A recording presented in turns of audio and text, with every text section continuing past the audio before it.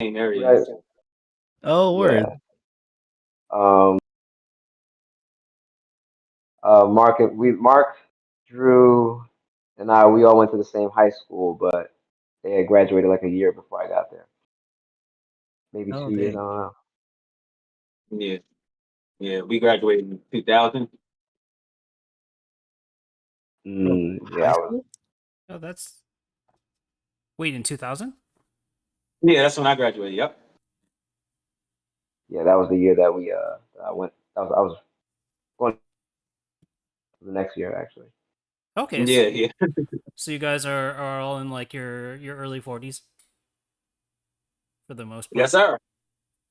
Yep, I'm 43. I'll be 44 in January. Man, y'all don't look it. Yeah, no, I'm Seriously. 38. Oh, you're 38. Yeah. Oh, so that means that We're the same age. yeah, same age as Lil B. Cause I'm right in the middle. I'm like 39.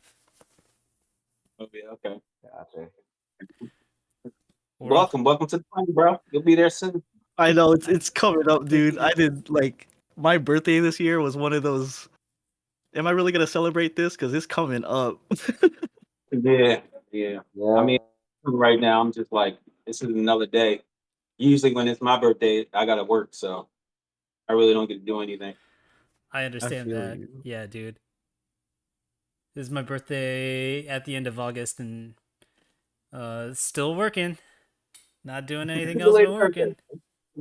working. Happy belated birthday, man. At least you got another year until you at the 4-0. Oh man, don't Right. remind me. My wife turns 40 this year and I'm still trying to figure out what to do for her birthday. Ooh, I'm gonna get you a ooh. stamp that says I can't OG. believe you put that out on live like that. You Right. already had that wrapped up, bro. Sweet. So with that in mind, let's talk about like what do you guys have coming up? Like, are you guys um judging anywhere? I know that Glitch will be doing Crystallize soon, so if you want to talk about that as well. Yeah. Well, shout out to the homie Keegan. For reaching out. Like he's been a long time friend. Um, and you know, he pretty much reached out to me and was like, "Yeah, I would like to, have me teach a workshop and judge." And I'm looking forward to that. It's been a while since I've been to that side of the world. I have family-in-law out there, so I tend to see them. And usually when I'm in Toronto, I try to pay Keegan a visit. Usually we interesting. I guess how can I say it? Like way of like connecting. I guess because it was through my wife just that, and when we would um when we would travel over to Toronto to hang out with my wife's family, that's kind of where I met Keegan first. It was like during like a hustle workshop or class, something that she went to. Keegan actually set up a locking workshop for me out there, Mm-hmm. which was like super dope. And then, you know, on the flip side, like I roller skate all the time, so I was like, yo, like, I'm cool with coming out there as long as we get to hit the rink up. And you know, up until that point, he hadn't really been skating like that. Like, he dabbled in it, but once he saw like, how much, you could do on skates and like, that's when he bugged out. So now he's like, to the moon with this shit. Like he got like representing Rydell and all kinds of classes and stuff like that. But Yeah, he's in a it was book now. right, he's in a book, man. This guy's a legend on wheels. But it was kind of it was super dope, and he's we've always been a good friend. So I really appreciate the way he's just been in our corner. I'm looking forward to going out to Toronto, sharing the knowledge and vibing. That's really That's dope. yeah, that's exciting, man. Yeah, He had me out a couple years ago, maybe like 2018, 2019, and man, like yeah, Toronto takes care of you, man. I'm excited for you. right. Yeah. I was out there probably the year I think or the year year after. Yeah, I think the year after, yeah. That's yeah, I had a blast. The event was super dope. I think the dopest thing about the event was that everybody was dancing. And everybody was dancing together. Um, and it was just like it just felt like it felt like a real community. You know, everybody really interested in one another, everybody really supporting one another. I had a blast. I had a blast. And, Keegan took real good care of me, man. Really did. That's dope. That's coming up. Yeah. Is it next weekend? 2 weeks? Like 2 or 3 weeks. 12. October 12th. October Yeah. 12th. So yeah, two weeks from now. hmm Man, I And saw also, that Tosh was judging, and I was like, "Let me look at the plane tickets." That's a little pricey. look, I So wanted I wanted to go too. When Ricky told me that he was going, I was like, oh, all right, well, I guess we going. But we actually we have a party that we throw every 3 months called Soul Flow. So and actually it was put together by Ricky. It's kind of like his baby. Um, and so we're going to be holding down the fort while he goes. That's also on October 12th too I at the love that. Hula Club. That's dope. Yeah, I would like to come out for that. But I love the crew mentality, man. One person Yeah. yeah, goes, represents, and the other ones hold it down. yeah. Well, look, they had to convince me because I was going to go. I love Toronto. I had a blast when we were out there. So, but yeah, yeah, it is definitely dope. I think it's super dope. For all of us to be able to kind of like do different things and you know be able to reach different communities at the same time, uh, whether it be abroad or home. It's super nice. Do you guys have a guest DJ for Soulflow this time? Yeah. Yes, Buddha Stretch. where Buddha Stretch. Yeah. Stretch. He was the first when we first started doing the party. He was like one of the first people that I reached out to. And you know, the idea behind Soulflow wasn't even supposed to be what it is. It was actually an idea that came from our crew member Tyler and his girl Lily, and they were taking my locking class in Philly, but they were, Tyler had got a job in London, so they're going to be leaving that summer, like last year, and so they wanted to just kind of do something that brought the community together because up until that point there wasn't really too many like locking events or even funk based events in Philly. Like, I feel like the last one prior to Soulflow might have been what was it, Second Sunday when we had the locking battle.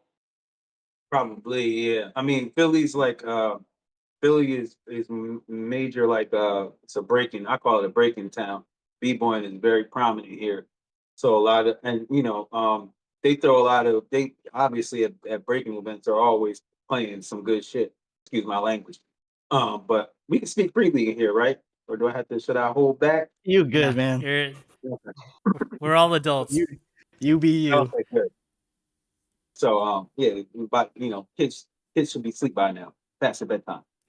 Um Yeah, so it's a heavily b it's like a heavy b-boy town. So but obviously at all the b-boy events they always play some really good music, but there's not really an event dedicated to or there haven't been that many events dedicated to locking to popping.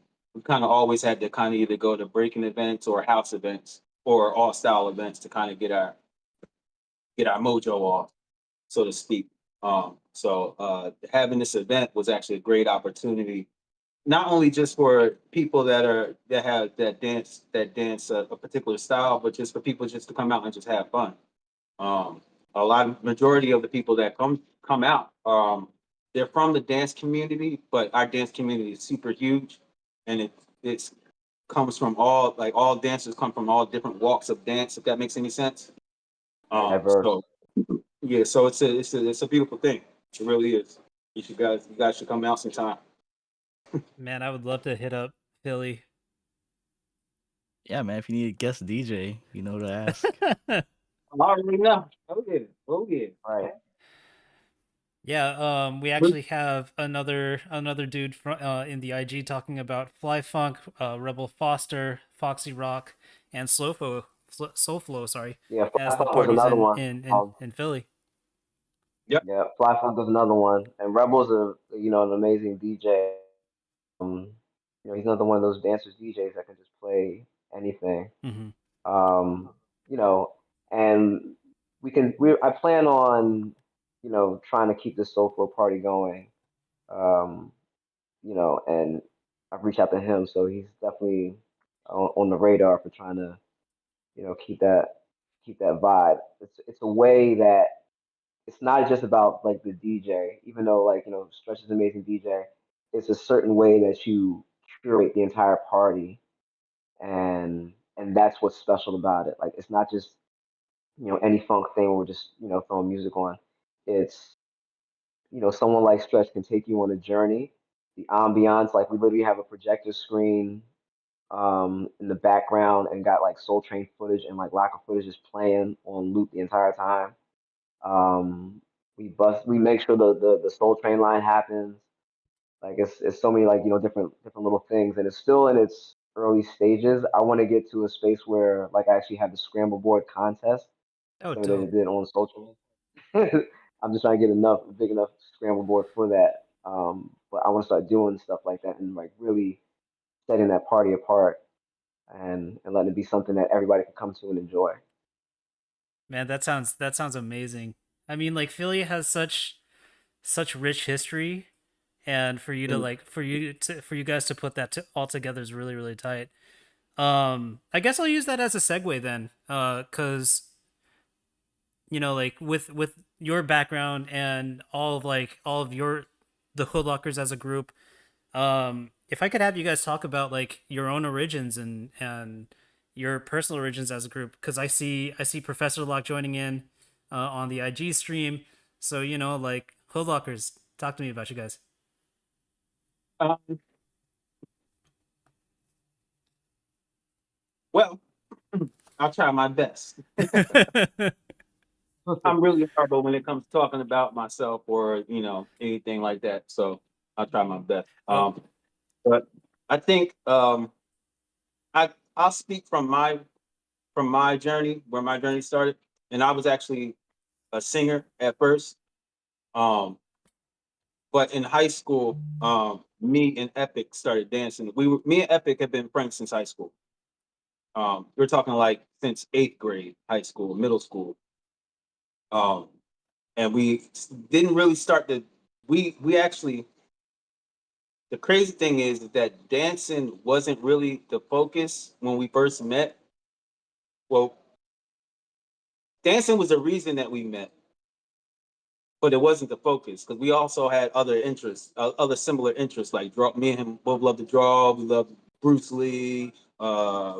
Just a lot. We both love sports, so there were a lot of similarities between the things that we like. And we actually met at an eighth grade dance. Um, we actually battled each other at eighth grade dance. We actually moonwalked into each other. We moonwalked into each other. We looked at each other, and we started like battling, going back and forth with our Michael Jackson moves. And that's kind of how we first like really connected.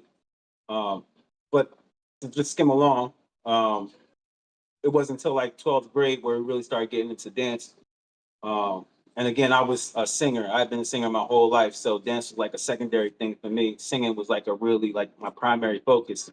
When I got out of high school and when I started getting into the world, I was still singing. I was still trying to do like the whole like get a record deal thing with my singing group at the time.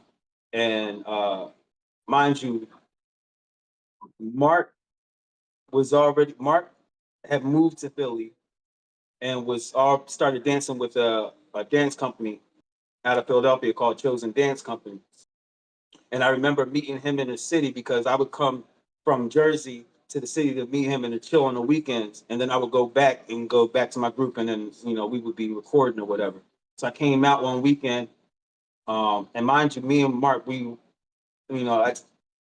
my knowledge, we were dance, like we loved to dance, but we had started focusing on breaking a little bit more toward the end of high school. So when I came to Philly and met up with him, he was like, "Yo, man, I just started working with this guy, Clyde, man. He's showing me all this stuff, blah, blah, blah, blah." And I was like, "Oh, word." And then he showed me like a locking routine, Campbell locking routine that Clyde made that he taught him. And he when he started doing that routine, like my mind, like it was like, because up to that point, when I thought about Campbell locking, it wasn't Campbell locking to me. It was the rerun. If you come from an African American setting anywhere in America and you start doing that, the old head's gonna be like, "Oh, look, he doing a rerun. All right, look, he doing a rerun." So that's what I knew it as. But Mark was like, "No, this is locking, and it's got a whole history. It's got a bunch of vocabulary, and when I saw that, I was just like, that's when I kind of like subconsciously made a choice that I was going to quit singing and start dancing. Um, so that's kind of when my dance journey, actually, my education and everything actually started. Um, so me and Mark have been like, two peas in a pod. Ken and Ryu, or um, that's kind of like the relationship that we have.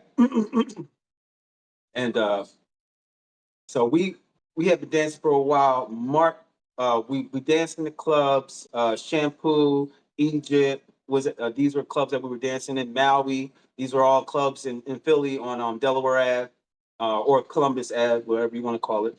Um, so that was like our playground where we kind of developed our dance, developed our attitude, yada yada yada. That was also where we met Jay Peasy and Bryce. We met them in the club. Actually, we met them in the club, seen them around, because these boys had these Nintendo jackets. They came in as a crew. Their crew was called Faceless. And they used to always come in the club with these Nintendo jackets on.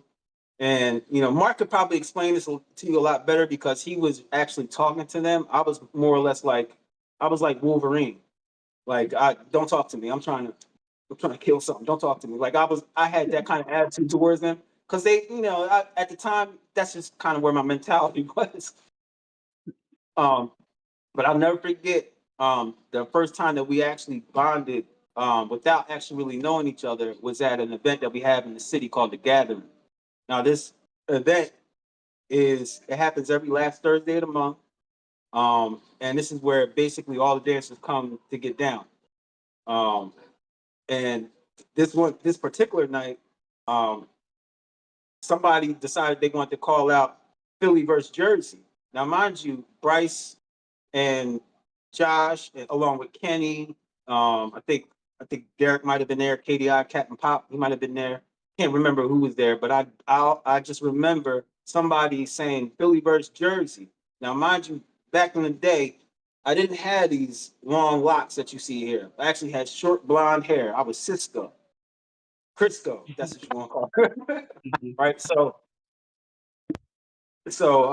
they called out Philly versus Jersey, and so Josh and them, they all get on one side, and then the whole everybody else get on the other side. So me and Mark looking, and then we just basically walked over on this side like, "Nah, we got y'all back. We from Jersey too." They didn't know. They thought we was because we wore red all the time, because red was our favorite color. They thought we was the blonde haired boys, the blonde haired bloods.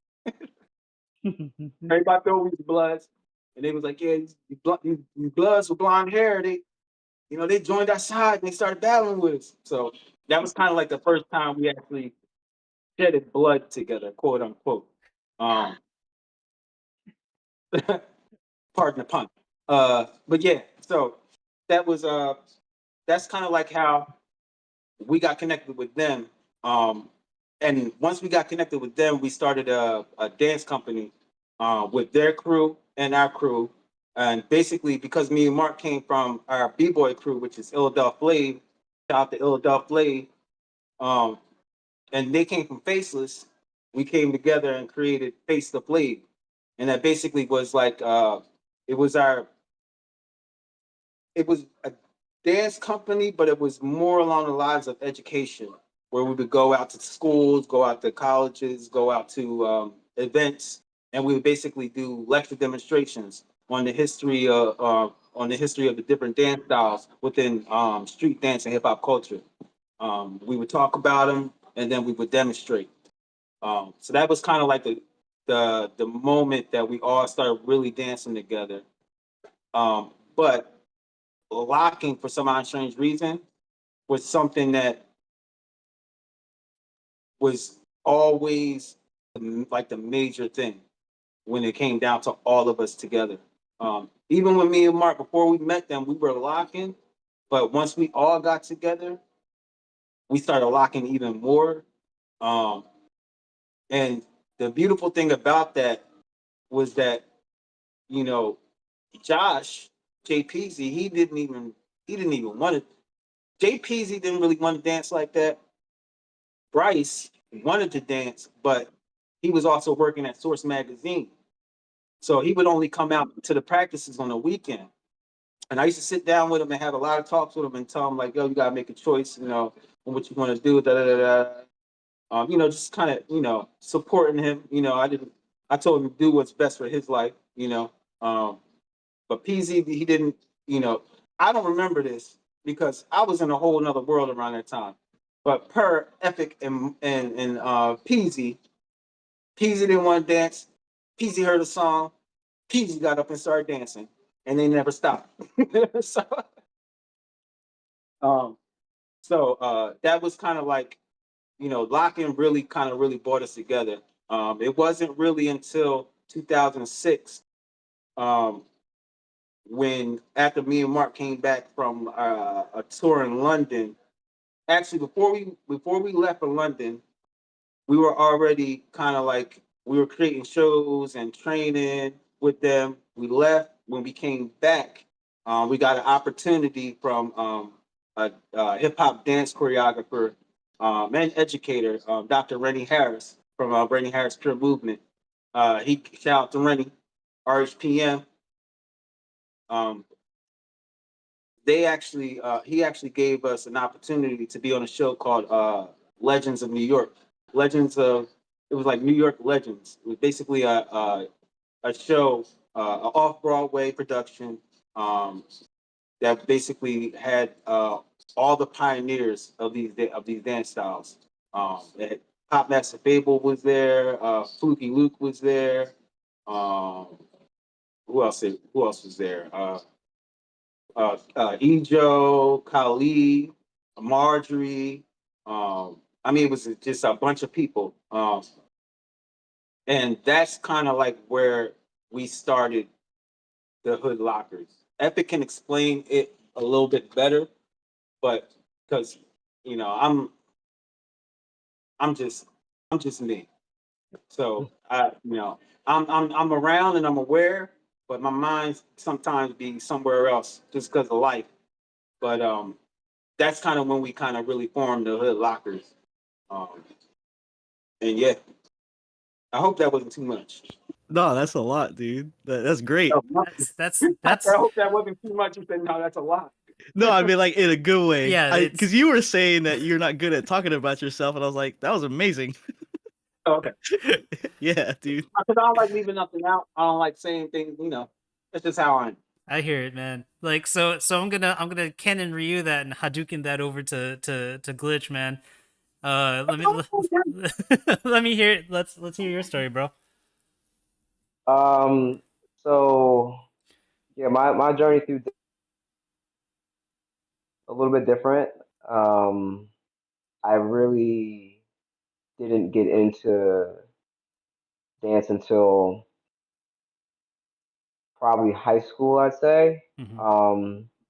Now, growing up, dance and music was always around.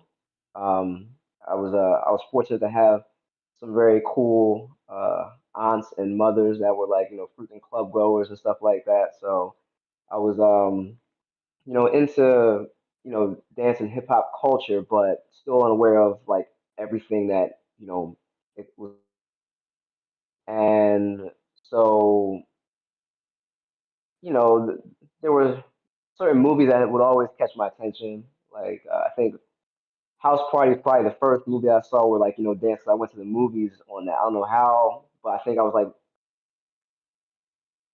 and so they just kind of like drug me along because I knew I was way too young to see that movie.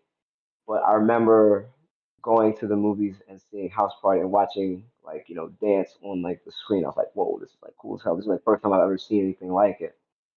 And these like um, little moments in my life where like dance was always had me in some way attached or attracted to it. Breaking Two was one of the other movies that had came out, and I started to see like some crazy stuff in there, like Turbo dancing on the walls and the ceiling was probably like one of the most like crazy things I ever saw. So much I even tried to do it. I didn't know that it wasn't possible, but I just thought that was like I thought that was so dope. And I was like, man, the guy's like dancing on the wall. I don't know how I was doing it, but then you start to see these styles, and then um, Soul Train at the time that was like '90s era, so you know, dance was there, but nothing funk. But it was coming on. It was on Saturday mornings, and I'd have most here watch my cartoons and turn over Soul Train and watch like dance movies and videos and shows. So I think by the time middle school came around and we started having these school dances, I just that was the place where I just kind of like let loose and whatever I saw on TV, I was just trying to like do that. And high school was a tough adjustment for me. I was always a friendly person, but I feel like I had trouble trying to fit in, and it was like that one thing that allowed me to be comfortable and accepted. And so it just was something that I knew I was going to get attention and just kept at it. And I ended up finding a couple of friends that shared the same passion. Shout out to my friends, my homie Marshall. Like we had grew up in high school together, pretty much dancing recreationally, just doing whatever. A, a lot of the footage that we were even like privy to have came from I'd say two sources at the moment at that time. Mr. Wiggles had like some VHS tapes and some DVDs out, so like that somehow was like circulating when I was like fortunate to get that. So one of my first like introductions was like watching him do all these crazy tuts and stuff like that. But he also like did breaking and everything in there. And then there was the Freshest Kids, which was another DVD that my homie Edwin had, and we would go to his house and we would just watch it, and just like even then at that time I still couldn't even process like all this stuff that was going on. I just knew like this was like a bunch of cool stuff. And one of the things that stood out was when rerun would talk about locking, it had like set off something because I remember watching what's happening along with like Soul Train. There was reruns of what's happening on the time, no pun intended. But that's when we saw that character like, oh, that's the rerun. Like same way as Drew said, like we knew locking as the rerun before anything else because that's what we saw doing it. And DVD like the Freshest Kids helped us like kind of figure these things out. So the group of friends that I was with, we kind of like made it like a little crew, like but everybody kind of had like their specialty and what they kind of gravitate towards. Even though we were trying to like, some of us were trying to pop, we all did like a little bit of breaking, and I definitely was like, all right, I'm gonna try to do this locking thing. I don't know what the heck I'm doing, but I'm gonna try it. And by our senior of high school, we had pretty much worked our way up to being known as like the those dancers in the school, like the popular like guys that did it. And there was a talent show at the end of the year. So you know, huh? Oh yeah, this story. Yeah. So there was a talent show at the end of the year where we got our crew together, we performed. Like everybody knew we was going to like shut it down. The auditorium was like packed, and we went crazy. Every crowd went crazy. But there was a advisor at the time had hired a special guest, like, a group of dancers that was making a name for themselves. It just so happened to be Faceless. And so literally when we got to the school, we were we had to get changed. So we went to the bathroom, pause, and on any of this, but this is where like we met them, like, them in the actual bathroom, 'cause they were getting changed at the same time. And so he's like, "Yo, what's up?" Da, da, da, da, da. Yeah, because we didn't know who they were, but we knew that they were right. And so they go on stage, and JP's gonna tell you this, you know, in his own way, but apparently the crowd went crazier for them than they did for us because they came out, they did the human helicopter trick and did a bunch of crazy stuff. I mean, my side of the story is I know that the next day everyone said that we killed it, but I'll let them have that moment of glory. But right, but after the show, we had met up in the parking lot, and we were just like, they had these track jackets on and stuff like that. Next thing you know, Bryce started popping, and it turned into like, a little like exchange, a little battle. But at that point, we still didn't know what the heck we was doing. So Bryce was like, straight up. So we would start going to the clubs, going to Shampoo, going to Egypt, and every week, they'd be there. It'd be me, my homie Edwin, Marshall, Sean came every once in a while, but he went down a different path, and just life was life. But we started going every week, just being in these spaces and just learning and just trying to get better. So between the clubs, going to the gathering, we were like immersed in this culture and all this stuff was happening in Philly. So this is like where the meetup was. Um, and one night in we had Shampoo had like three or four like different rooms. It was like the main floor. It was like, another big space outside. They had like foam pit and all the other stuff.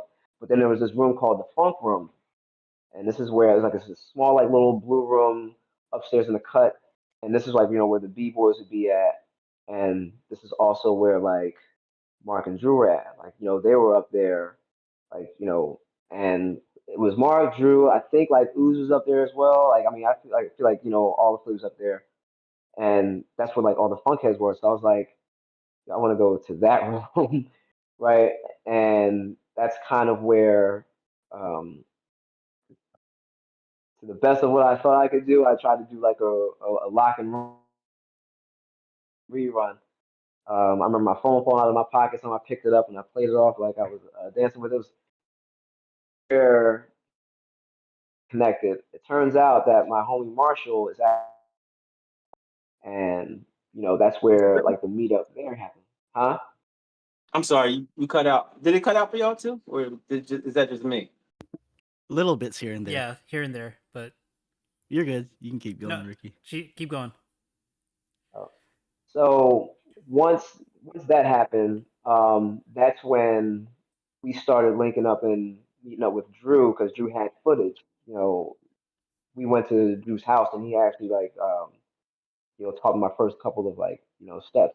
It was actually popping first. Like I remember like Fresno or something like that. I remember that. But he also like footage, and it was through that I guess at that time Face the Flav was like kind of in development, and so they were already working together. I had went to college that in the fall. When Marshall stayed behind, and he, got down with the crew Face the Flav, and he would come to my campus every once in a while, and he'd show me the routines and show me everything that he learned. I was like, man, I want to do that. So every time I would come back home, I'd go and try to train and learn with them. Um, and Epic, um, you know, at the time was like, I'd say like was the leader because he was like the fourth person. I was talking to him, and he like, um, opened me with welcome arms, like, just come through. And so I'd be at these practices, just learning everything I could. And again, this was like a back and forth thing because I was going to school in North Jersey, so whatever information I could get, I was there. I was close to New York, so I would go to the clubs and stuff up there. House Dance Conference was a like that was kind of start to learn who the pioneers were. But while I was training with Face the Flave, we Rennie had actually um, gave us a chance to go and learn from the legends because he had this festival every summer called Ill Death Legends, which is where he brought all the workshops, and they had like you know sessions and panel discussions and all that. And so that was where I really got to meet like the pioneers of all these styles, and that just like it set me on the path. I was like, yo, this is like exactly what I want to do. Um, and so after training for a while, I was able to make it into the crew. You had to learn, at least three styles because at these lecture demonstrations, in order to, talk about this stuff, you got to be able to do it. So I had to go through a lot to learn those things and then learn the shows. But then I got to that point where I was able to, be a part of that movement. The Hood Lockers was a special like group of like individuals where I was a fan of it, but I wasn't part of it yet. Like I still had a ways to go and a lot to learn. But again, I was very enthusiastic about the whole process, even though it was tough. They don't make it easy at all. I don't want to make it. I don't want to make it like a really long conversation just so we can keep things Yeah, moving. But can you name some of like like your OGs and some of like your like pioneers that really inspired you in Philly? Because as someone in LA, like I don't really know like who are the Philly people outside of like Monsell and Rennie. Uh, well, I mean, you got to talk about. Well, for me, I have to talk about Clyde Evans. Um, Clyde really not only did he open up, what he knew. He opened up his home. He gave us a lot of knowledge, gave us a lot of positivity. He always spoke positively. And uh, I think he was very important. I mean, for me, he was extremely important in my journeys. So I would call him definitely because his style of his style of Campbell locking was the first style that I learned, like the way that he does it. It's but aside from Clyde Evans, you got James Cricket Coulter. You got Raphael. Um, who else? You got Brandon Peace Albright. You got a group like the Untouchables. Um, uh, Shout out to Councilman Hill. Um, you had man, bro, man, this I feel like crazy. a lot. Go ahead. I was gonna say, I feel like for me at the time, aside from my brothers being the inspiration, it really was, it was Moncel, it was Rennie. I wasn't part of Chosen, so I can't say that I learned direct from Clyde, but I knew of Clyde and I knew of Brandon and all of these like pioneers. But I feel like a lot of us were like learning this stuff at the same time, and there were people that were growing like simultaneously and learning. Like Bo was someone else that when I would go to the clubs and I would see him dance, like he was inspiring. Um, there were You talk dance about Little L? overall was no, I was talking about no, Vince. Oh, oh, okay. Yeah, like Vince was another one that was a huge influence. Like there was a small group of people that were like focused specifically on locking and like actually like doing it. It was the OGs. and then I feel like it was us. Yeah, Vince. He owns a studio out here called Urban Movement Arts.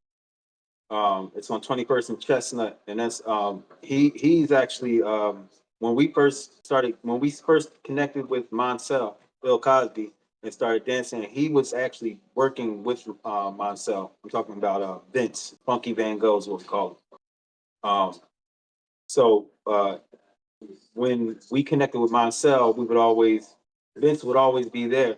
So we all kind of like, I think that's kind of where we started developing our locking a little bit, because we started to gain a lot of knowledge from Monsell. Monsell actually would make us identify. He would identify what we were doing, and if we didn't know what we were doing, he would tell us, "Yo, y'all doing this? Y'all know y'all doing this?" Because a lot of times when we're dancing, we're it's straight from the heart. All we got is really our life experiences, and most of us, I know for me, when I'm dancing, I'm thinking about when I'm at my family reunion, when I'm around my mom, my aunts, when they all drunk, and I'm a little kid walking around and like, what I mean, like that's kind of, so everything that I did, especially when it came to Campbell locking, it was all straight from just my life experience. I mean, and it still is. But Marcel really kind of was the one that really sat us down, was like, all right, there's some social dances in here that you guys are doing that you guys need to understand. And you need to know the history. And you need to, he was the one that really, really made us aware that not only was it important for us to have the movement, but we also had to know the history and the knowledge behind it. And to be quite honest, when I realized that, that's when I dedicated my life to dance. Because before that, it was just an outlet for me to just kind of get out everything, every young kind of thing that I was going through at the time, you know, and it made me happy. And I just wanted to always, I mean, I was always active. I played football, I played sports when I was younger. I was always active. You couldn't sit me down in gym class. I was laughing at the people that didn't want to take gym because I thought they were stupid. I was like, yo, you get to run around and play and what? Like, well, come on. But when I found breaking and when I found dance, I realized, oh, snap, there's another outlet for me to kind of like still be me, but be me in the most honest, because again, I'm a singer. I come from singing like class, like, I was in church choir, I was in All South Jersey choir, I was in my high school choir. Like I took singing was a big deal. I come from like a family of like, my mom dated a guy that was in the band. My uncle was in the band. My uncle played guitar, bass, like um, the arts and music is just kind of like a part of my DNA. So yeah, when Marcel kind of like sat us down and was like, "Yo, this is now this is that, this is this," I started to see, oh snap, there's some substance to the movement. There's not just movement. There's actually, okay, you moving, why? Where did it come from?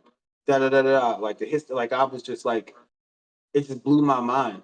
Um, yeah. No, that's dope because I think that a lot of people who have started on this journey of Campbell locking don't have a lot of that prior knowledge of just being around family and the music, that you're just kind of doing what you did around what you felt around your family, and then Mhm. later you were able to put quote unquote a label to it, like this is the history, this is the move, this is the movement, and then it develops into the culture. So Right. I think Yeah. I think that's really cool to like hear from that side of things, because a lot of us who started out a lot later like don't even know it as like the rerun dance. Mhm. It's just you actually get introduced to it as locking like in like the Right. last 20 years, right? But Right. yeah, Right. thank you guys for sharing your story, because Yeah, we're also on the East Coast too, so I'm not sure. I'm not sure. Well. I can't speak for the West Coast. I can only speak for the East Coast. And I know on the East Coast, yeah, it was known as the rerun.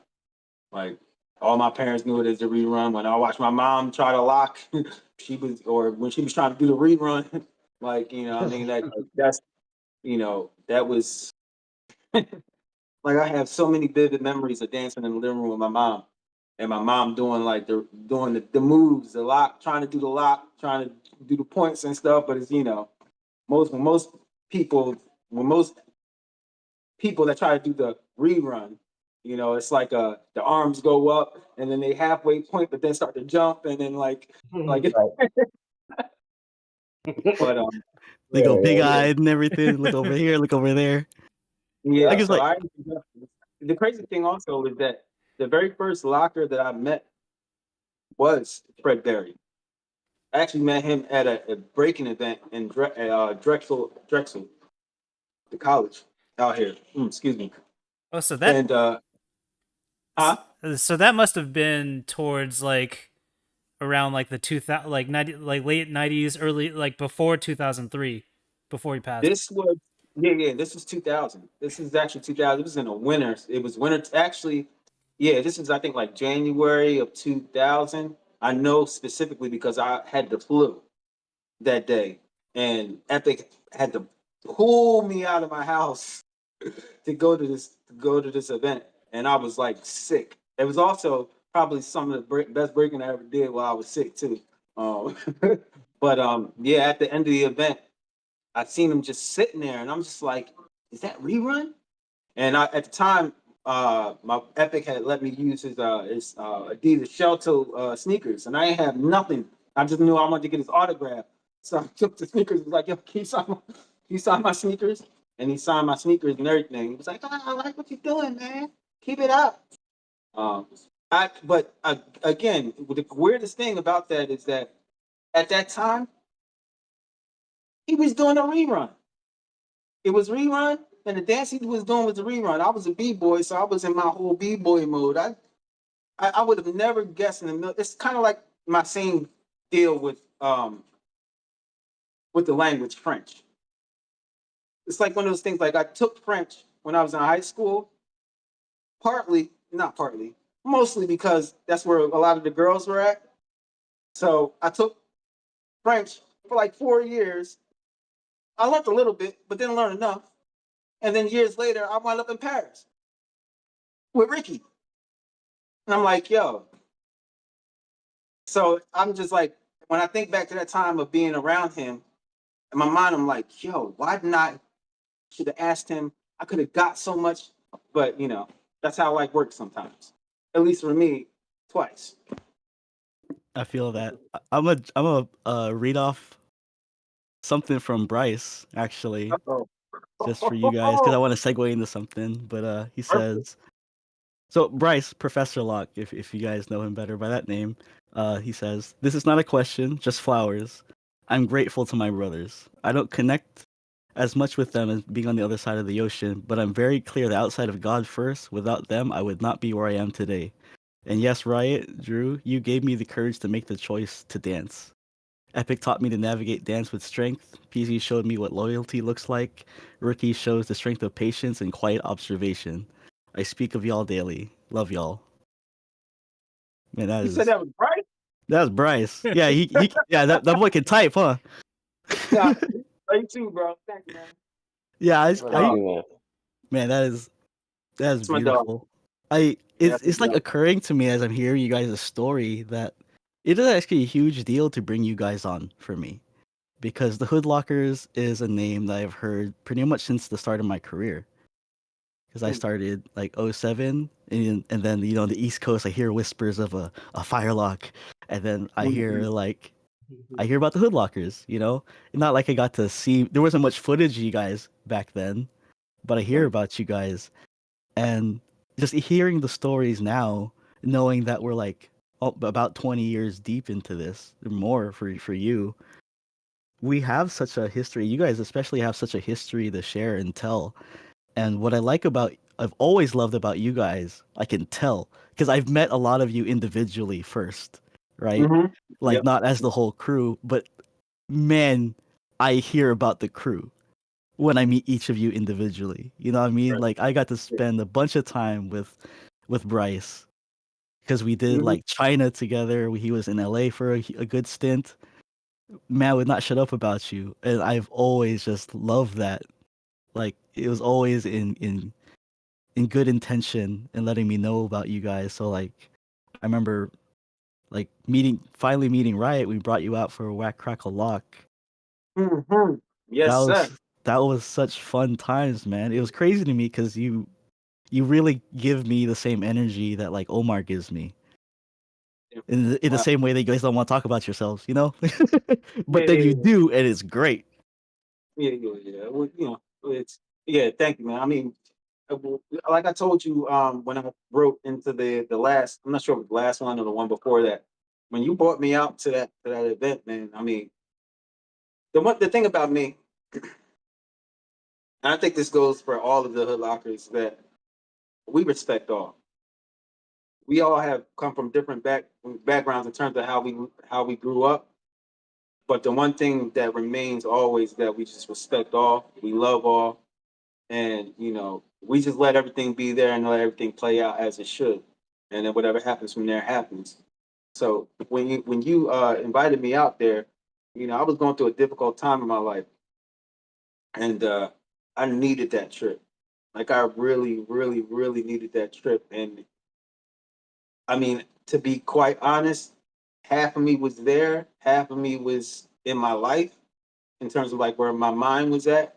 But spiritually, I was so um, my cup was overflowed with gratitude from the community, from you first and foremost, the community. Um, I really enjoyed myself. When I came home, I told them like, "Yo, I don't know how, but we got to get back out there. We got to go out there and just kind of connect with everybody, like on our own accord, because the love that I received from you guys was, I mean, it really meant a lot. It did. It really did. Appreciate that, man. It was so great hanging out with you. Ricky, do you remember when we first met? It had to have been a step your game up because that's when I saw the freaking Hatarang. Like I know that. That's what I swear that I can't. That lives rent free. Oh, that's when Oh, it was us in the you me scramble in the finals for Steppy Game Up, I believe. yeah. That That's was where a lot of us met Locktan for the first time. Mhm. what, Oh wow. 2012? Something around that. Man, Yeah, I think It 2012, so. probably had to be 2013? I probably feel like 2000. Yeah, 2012. yeah. Yeah. That was Yeah, what- I've always met you guys like individually. I remember seeing a bunch of you guys come through for Hip Hop Dance Fest here in San Francisco, and Oh we yeah, got to yeah, like yeah. get down. Yeah, What and year was that? phew, maybe like Yeah, right. 2017, 2018, something like that. Oh, okay. Yeah. That's okay. Okay. That's when we came out we came out with Box One. That when Hilty and Bosch were there? I believe so. Yeah, Yeah. Yeah. yeah. And I think That, yeah. it's always great seeing you guys because e- when I think about if I were to invite other crews to be on this podcast, I can't name that many. Mm, You know what I mean? Like I always like to say how much like family, crew, brotherhood, whatever you want to call it, is so key to feeling invested into this dance, this art form because you do it with your family. right. And you guys having such a long history of yourselves because like Groove Mechanics has that too. So I've always seen you guys as like the other core crew in America. I Ah, literally can't name other ones outside of us that isn't like maybe growing in like the last year or so, you know? So right. I think Yeah. you guys really represent what I think it means to be a crew, Thank you, man. you Appreciate it. know? Thank you. For We real. try to 'Cause be brothers. We try to. I mean, it's crazy when they talk about 6 degrees of separation because when Ricky was talking about, how he came to be a part of what we were doing, you know, he was hanging around my cousin, and I didn't know it. Now my cousin Marshall, I was at his house the day he came home from the hospital. Like I used to- the only reason why I had a fear of scary movies was because of my aunt, his mother. right? So I used to spend uh uh like so much time over at his house. I spent more time at his house at that time. Well, no, I didn't. Can't say that. But yeah, I've known him since he was a baby, literally since he was like an infant. So, for him and Marshall to connect, and then for us to all connect together, it, some, things like that don't happen, all the time. And then because of that connection, it was easier to learn each other. It was easier to because we understood each other. Well, we all basically came off of the same road, which is Route 130. That Route 130 splits. It goes, north and south. And Bryson then was up north, and we was down south. Pause. So it's crazy how when you talk about crews and how we are, we're more than a crew. We truly are a family. We're brothers. Like that's how we operate, literally like brothers. Dude, you Yeah. can All, personally all can the always feel it. Always feel it. Glitch, I had this might be an interesting question for you. How do I phrase this? As a so like in my crews before, like with DSP and even Groove Mechanics, I am 100% the shortest in the crew. And I Ain't myself nothing have had changing on this side, a bro. ain't no problem. Ain't no problem. But Ain't nothing changing over there. some things like if I'm trying to watch you and I try to imitate you, I'm gonna have problems. And that's just something that's been real to me. Like I've been trying to watch. I remember being in class and we were just drilling paces at the time, but keeping time. And I'm watching Dennis Infante and Shy Guy and Seach, and I'm trying to copy their timing. And I'm like, why can't I do it? And I'm like, oh shit! It's because when my hand finishes, they're not done yet. Whoa, whoa, whoa, whoa, whoa. So, so my timing had to adjust, because they could take their time to like fully extend. Like same with like right? You can like take your time to like be at the chest and then bring it out. You could take all the time in the world with that. Looks fly every second. I couldn't do that in the same design because of my body. But my question for you, Ricky, was like, is there anything that you could share for any any roadblocks being on that end as a dancer? Because I myself have had struggles, and that's why you were one of the people I always like to watch because I'm like same body type. Was like fucking, I can learn from this guy, and I do. Um, appreciate that. I think I know for sure the one thing that is that timing that you speak of. I had to learn to stop, in within my dance and really control that timing. And I mean, I guess from a like logical, it takes shorter time to get from point A to point B. It could like that could be something, but for me, I had to be just more conscious of that. I feel like a lot of times when we would perform, me being the shortest one out of the crew, I had to make myself that much more expansive to match that energy. So I couldn't really, um, I couldn't settle for the training and be conscious of like and really understand that Riot really technician when it comes to those things. So even with me struggling with that, it was him who kind of like taught me, the patience and understanding pathways and really how to like, break things down. So even now when I teach, I'm able to, do that because of how he was able to break down the technique. Um, I feel like I now have, the space to breathe within my dance and not feel like I'm confined to a size. It's really more mental than it is physical. Yeah, I feel that. The patience, like you said, is really a big one. Because I know for myself, being on like the shorter end, I think there was always a piece of me that wanted to be bigger than I was. So that meant running faster or trying to be explosive, but that meant I didn't have the patience to just breathe and be with it and be confident. Like, you know what, this is what I got. You Yeah. know, I think that's really helpful.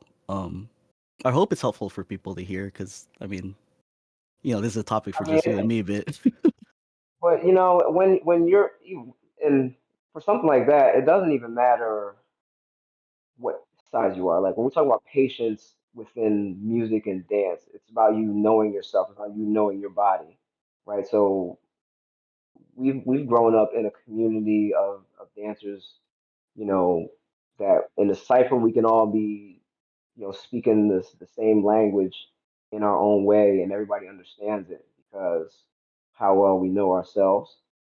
And so that's just it's a learning process. I was very enthusiastic about locking when I first started, even like watching footage outside of outside of the lockers and my in the hood lockers like my bros.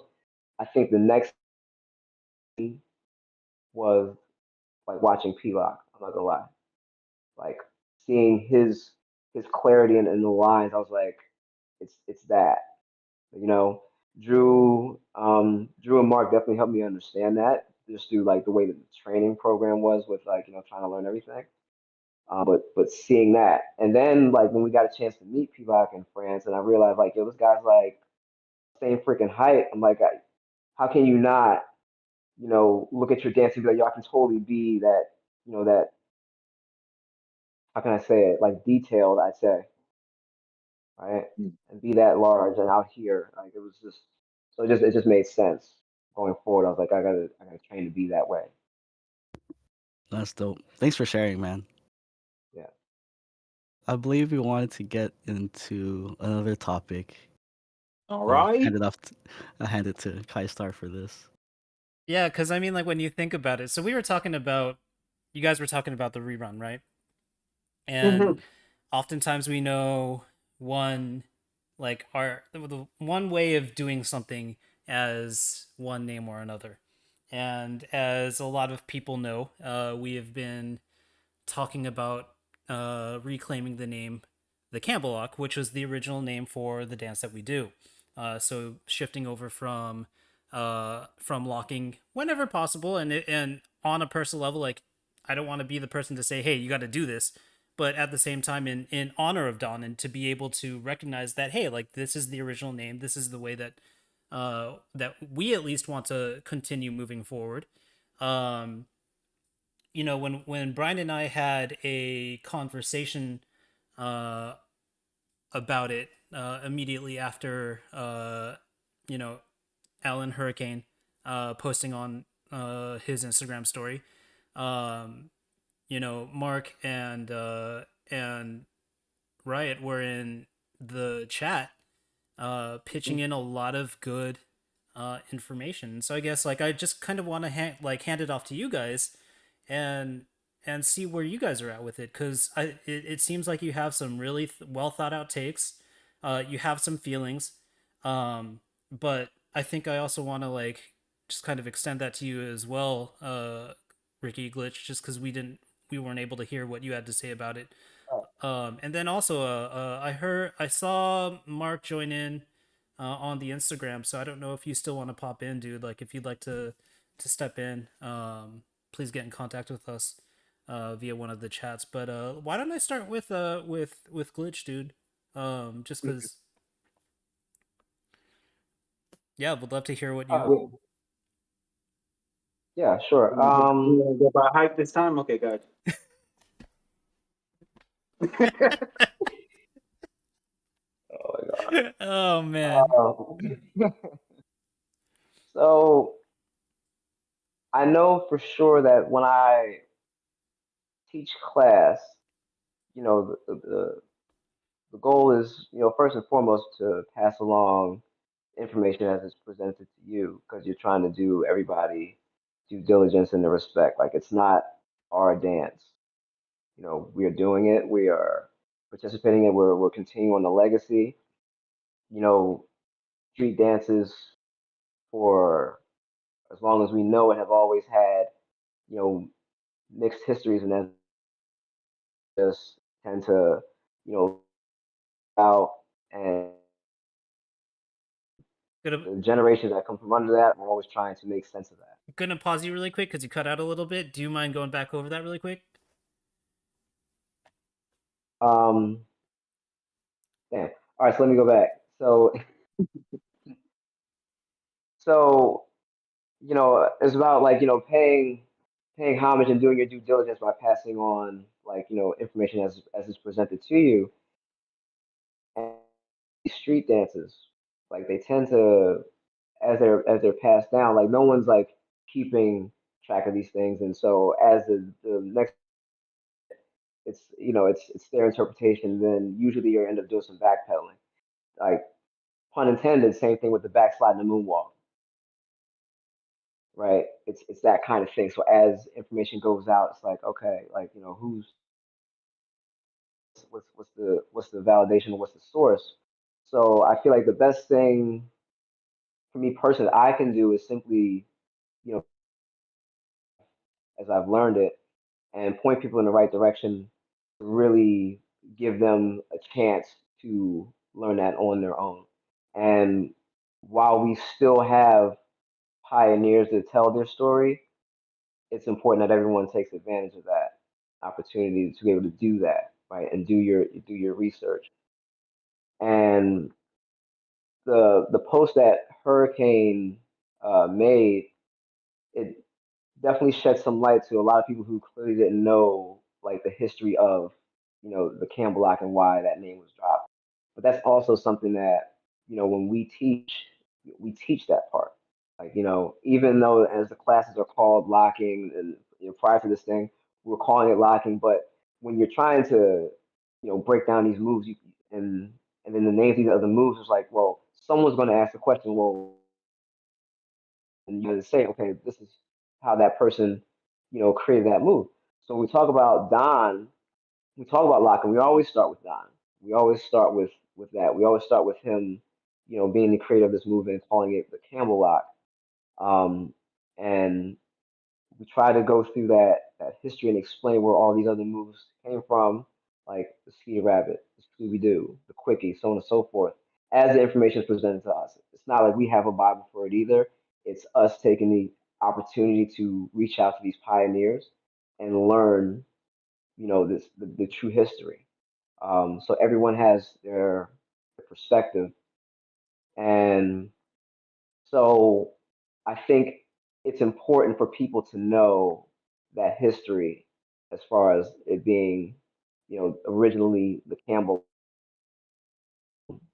I also think that there, in the timeline,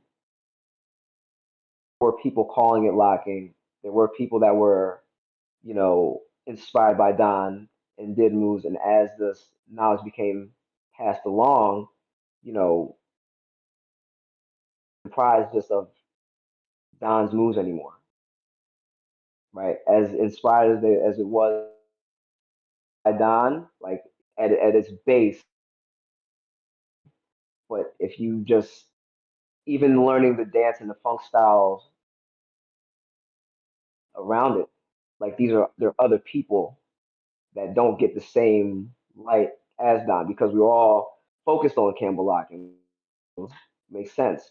But that's not the start of the timeline.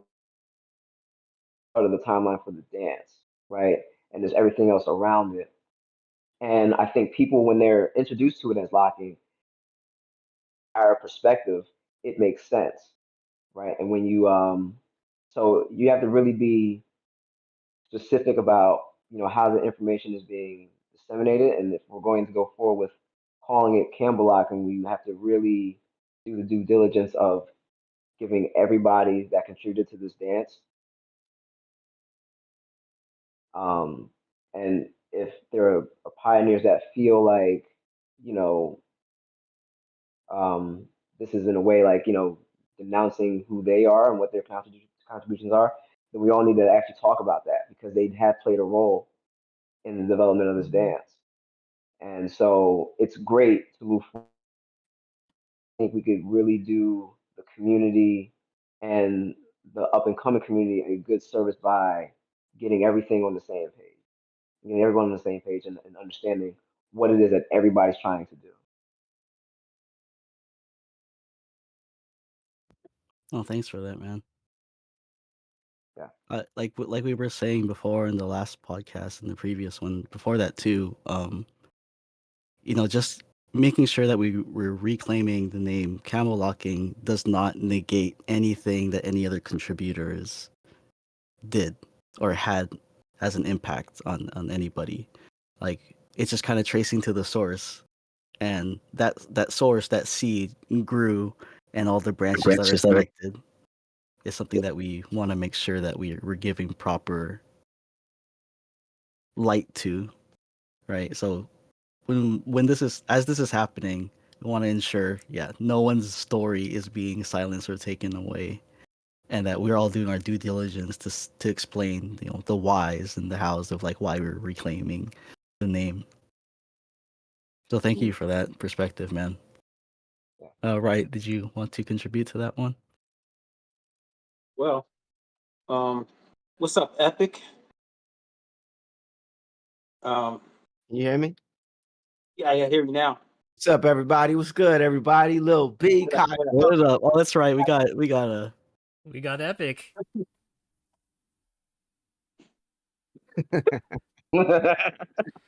Oh, there he is. There he is. Yeah. Everybody can see me cool? Hold up. I might need to zoom a little bit. You know what I mean? Am I clear now? What's up, everyone? Man, he has a better streaming setup than we do. Everybody got like the brights and what I mean, I'm all dark, whatever. What's up, everybody? This is dope. I appreciate everybody. This is amazing. Thank you for letting me be a part. I know my schedule was all jacked up, but I was able to figure something out. So thanks. Man, we are very, very happy to have you. Just a little anecdote. We actually have Don's wife in the Twitch mentioning, this is Don's wife wanting to send my love and appreciation for all this love. Always love the Hoodlockers and how they represented Don.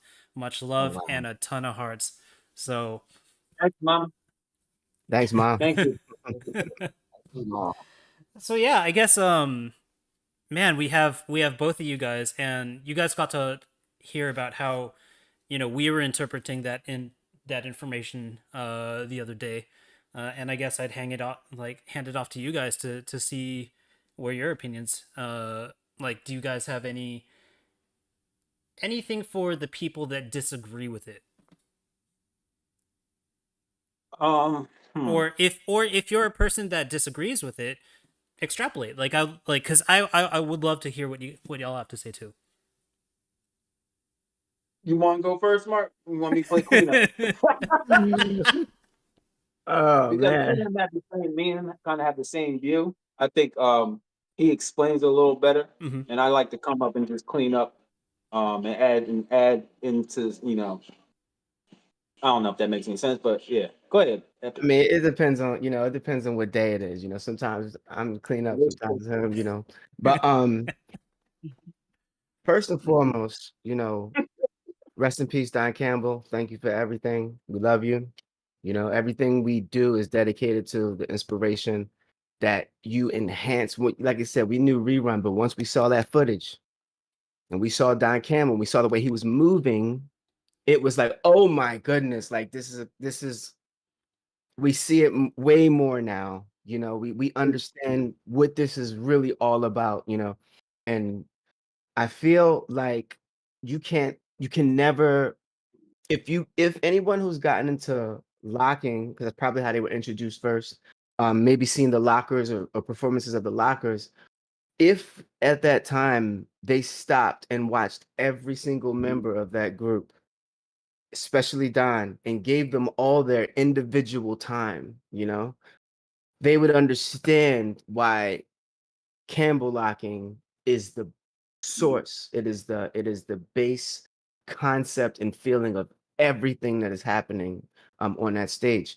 But you would have to really pay attention to everybody to see that. Some people watch shows and they watch the whole show and they're like, yeah, I saw the locker footage. but they didn't really watch the locker footage. You know what I'm saying? We watched that footage 100 times a day, and we watched each person 10 times before we moved on to the next person.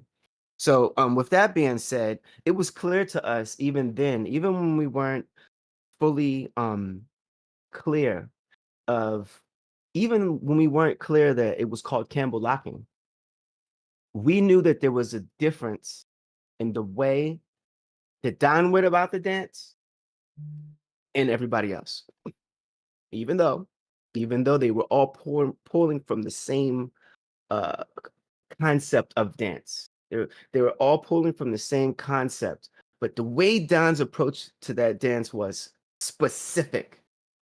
You know, yeah, he did the routines, but from our perspective, his approach was completely different in every show.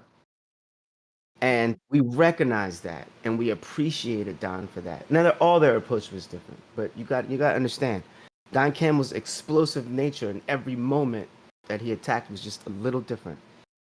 And we didn't know. We just said, okay, Don Campbell and the lockers, when they move a certain type of way, you know? Even realizing that Mr. Penguin was rerun.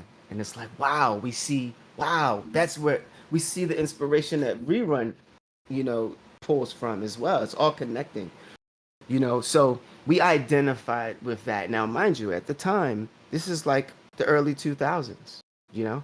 So there's other things happening in the world other than the original footage, right? We're seeing battles in France and in Europe. We're seeing all this stuff. We're seeing locking at breaking events in the 90s. You know what I'm saying? At the time, we didn't know what it was, but someone, you know, Sugar Pop would be in the video, or, you know, somebody would be in that video doing locking, even though it was a breaking jam. And Gemini, you would see Gemini. He would, you know, you would see all these different people, Flowmaster, and it's like, you can clearly see that, like, from the footage, the people you saw in those breaking footages, and then the difference from that to the original footage, but then what was happening in the rest of the world. So we didn't understand that something was different. We didn't know why, what, and how, but something was just different. And everyone kind of gravitates to what they like. Like Ricky was explaining, like, you know, when he saw P-Lock, he gravitated to, you know, how clean and the lines and the approach. Everyone gravitates to what they like about this style. You know, at that time when we really got into it, we gravitated to how Don was locking. We gravitated how it was bleeding off into the rest of the members in the on the Lockers team, the Campbell Lock dancers that became, I guess, the Lockers after the legal stuff. I try to stay away from that because we weren't there. So, you know, information gets brought to us, but we don't like sitting around talking about events that we were not a part of. Okay, so I'm just going to leave that right there. But what I can tell you is that we saw what was happening on Soul Train, and everyone's doing the dance, everyone's copying, or it's when it's happening. We said we want to lock like that. That's cool, like that's dynamic and that's cool and it's clean and it's dope. But we want to lock like that. It reminds us of our family. It reminds us of our history. It reminded us of our culture and the struggle and like the unapologetic like expression of positivity and excitement, and we're giving it away. They were giving it away. That approach to dance is completely different than the performance aspect or the showcase aspect. And we just identified that as hood. That's hood. That's that hood shit. Excuse me. That's that hood stuff. Mind you. Go ahead. Go ahead. That's that hood. Yeah. That's that hood stuff. We want to identify with that because somewhere in our life we understand it. So that's why we called ourselves hood lockers, right? At the time, no one said, you know, this dance style is called Campbell locking. We didn't know that per se. We knew about Don Campbell. The history was being told to us. No one ever introduced locking to us and didn't tell us where it came from. I don't think I've ever met any locker with a name that was teaching a workshop or throwing an event that ever started with doing what they do and didn't give Don Campbell his respect. I've just never seen that. Okay, but then they would go on and go from their experience and teach their thing or whatever. But I've never seen people just be like, nah, Donnie had nothing to do with this. I never seen that. So I'm kind of going off a little bit, but the fact of the matter is, we didn't know it was called a Campbell locking. So we just called ourselves hood lockers because we want to show the difference in our approach to locking than what we saw the rest of the world doing. Okay. As we started diving deeper and getting more information and understanding, Campbell locking was a movement. It was a whole Don's whole, like, what Don brought to the table was so contagious to everybody. Then we're like, we're Campbell locking. That's what we said. Everyone asked us, yo, so what are you doing? We said, yo, we ain't locking, we Campbell locking. But that didn't mean that we didn't recognize that there was some sort of disconnect. Now, like I said, we're the type of people that we don't like talking about stuff we don't know about, but we see it. We don't even make a big deal about it. We just like Drew said earlier, Riot said earlier, we kind of patiently let things happen because we know they're going to happen. We know things are going to come up, and then we want to be present to witness it when it does happen. So we didn't make a big deal about the fact that we knew there was a difference between the way these people are locking. We just made our choice. And we identified with the idea that this natural movement that was so contagious was Campbell locking. The movement,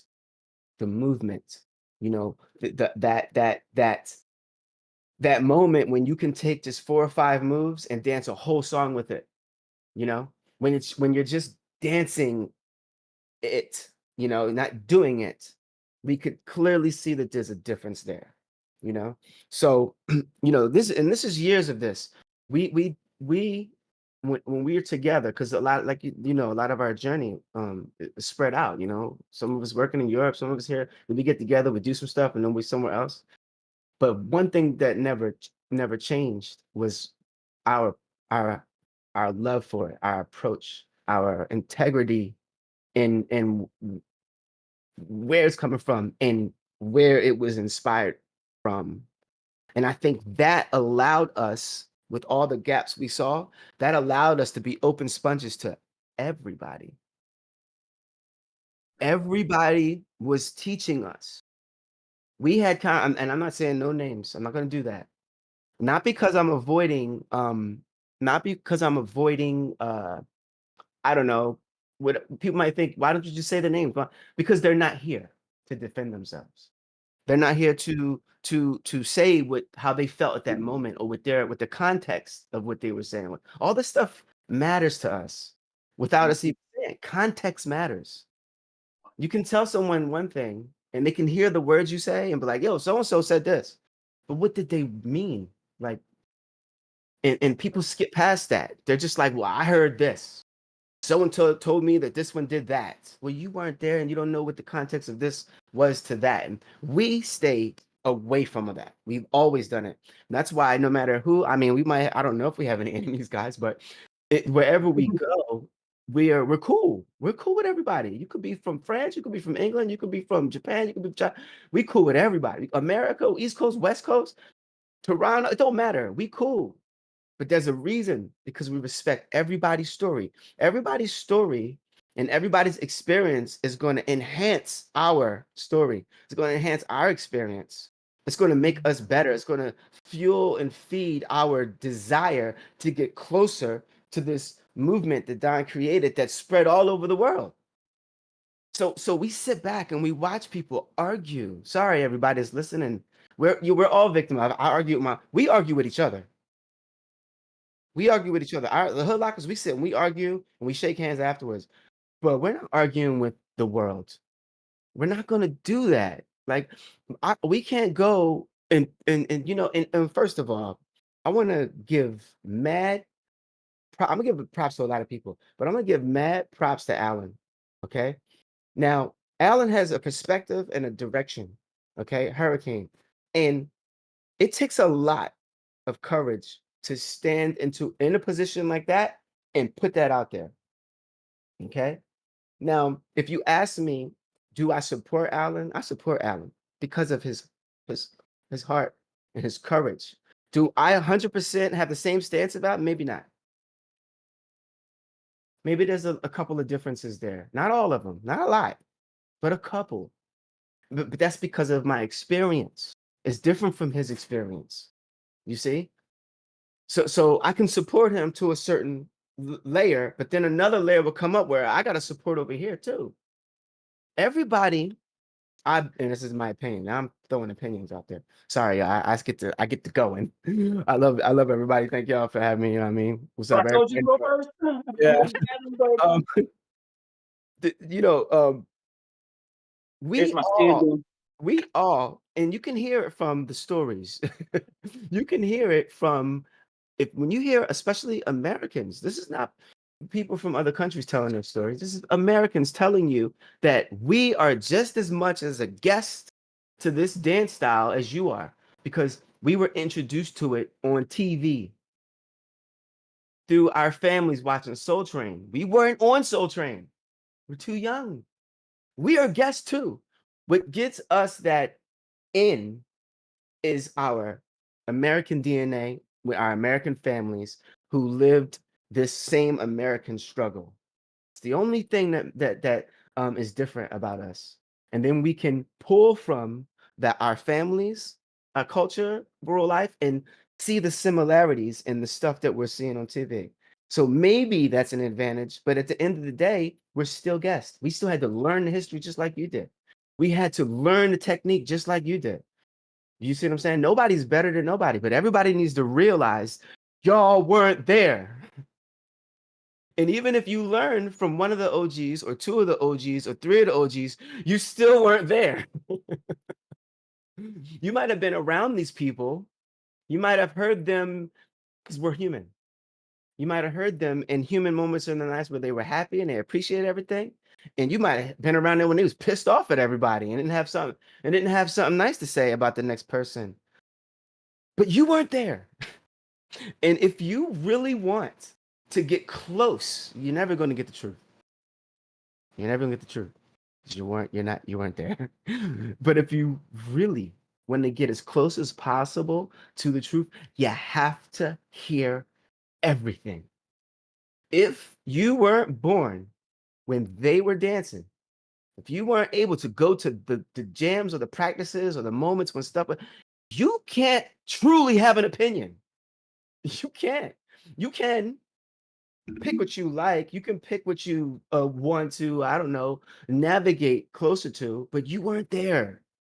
So you can't shun this OG and what they got to say because this OG told you one thing. You can't do that. You can if you want to.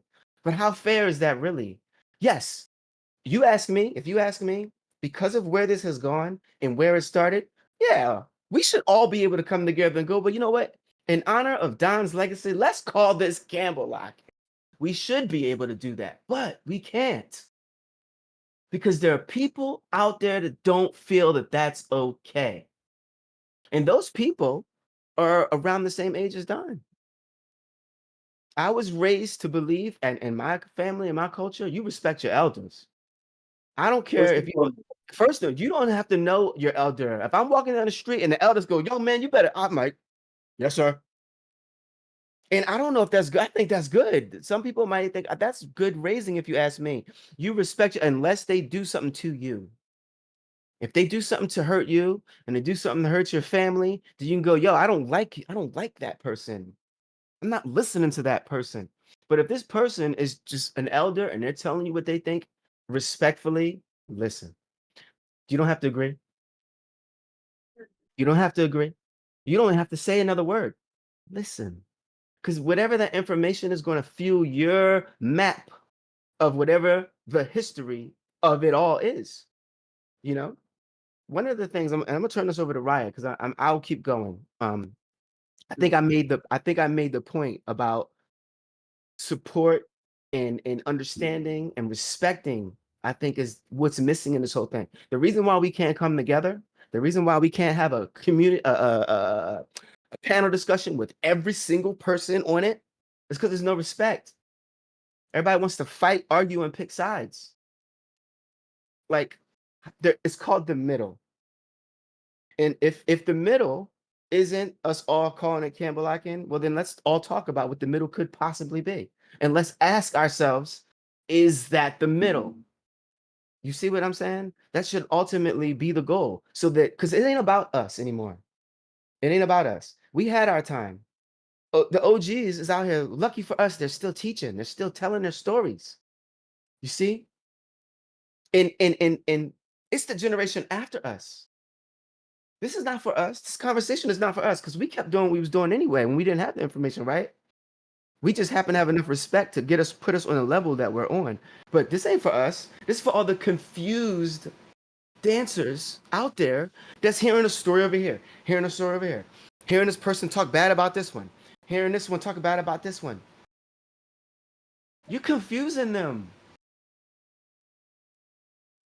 We want to see more competitions, don't we? We want these competitions to continue to go. We want showcases. We want to see more Campbell Lock-In, aka Lock-In, show up in movies and music videos, and we don't want it to die out. We don't want it to be the last event that's the last style that's considered. Breaking is on everything. Hip hop, popping in house, and then where are we in the back? We already in the back, and we fighting.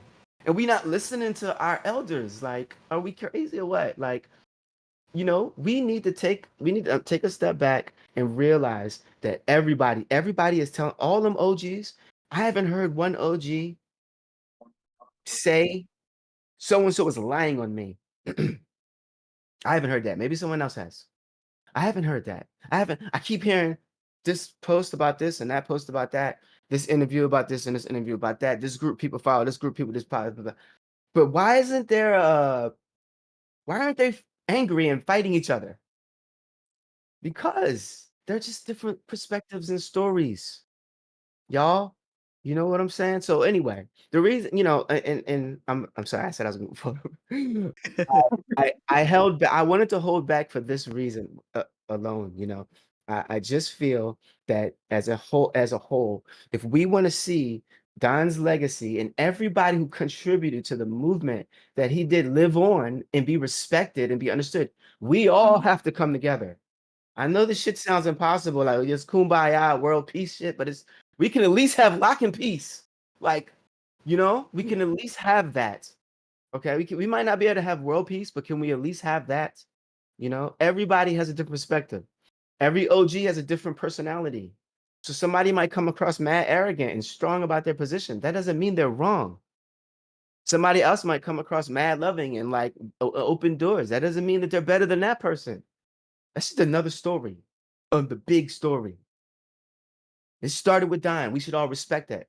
Every class and documentary I've seen from people that don't even dance like Don or come from the same Campbell Lock-In energy, they always say Don Campbell was the creator.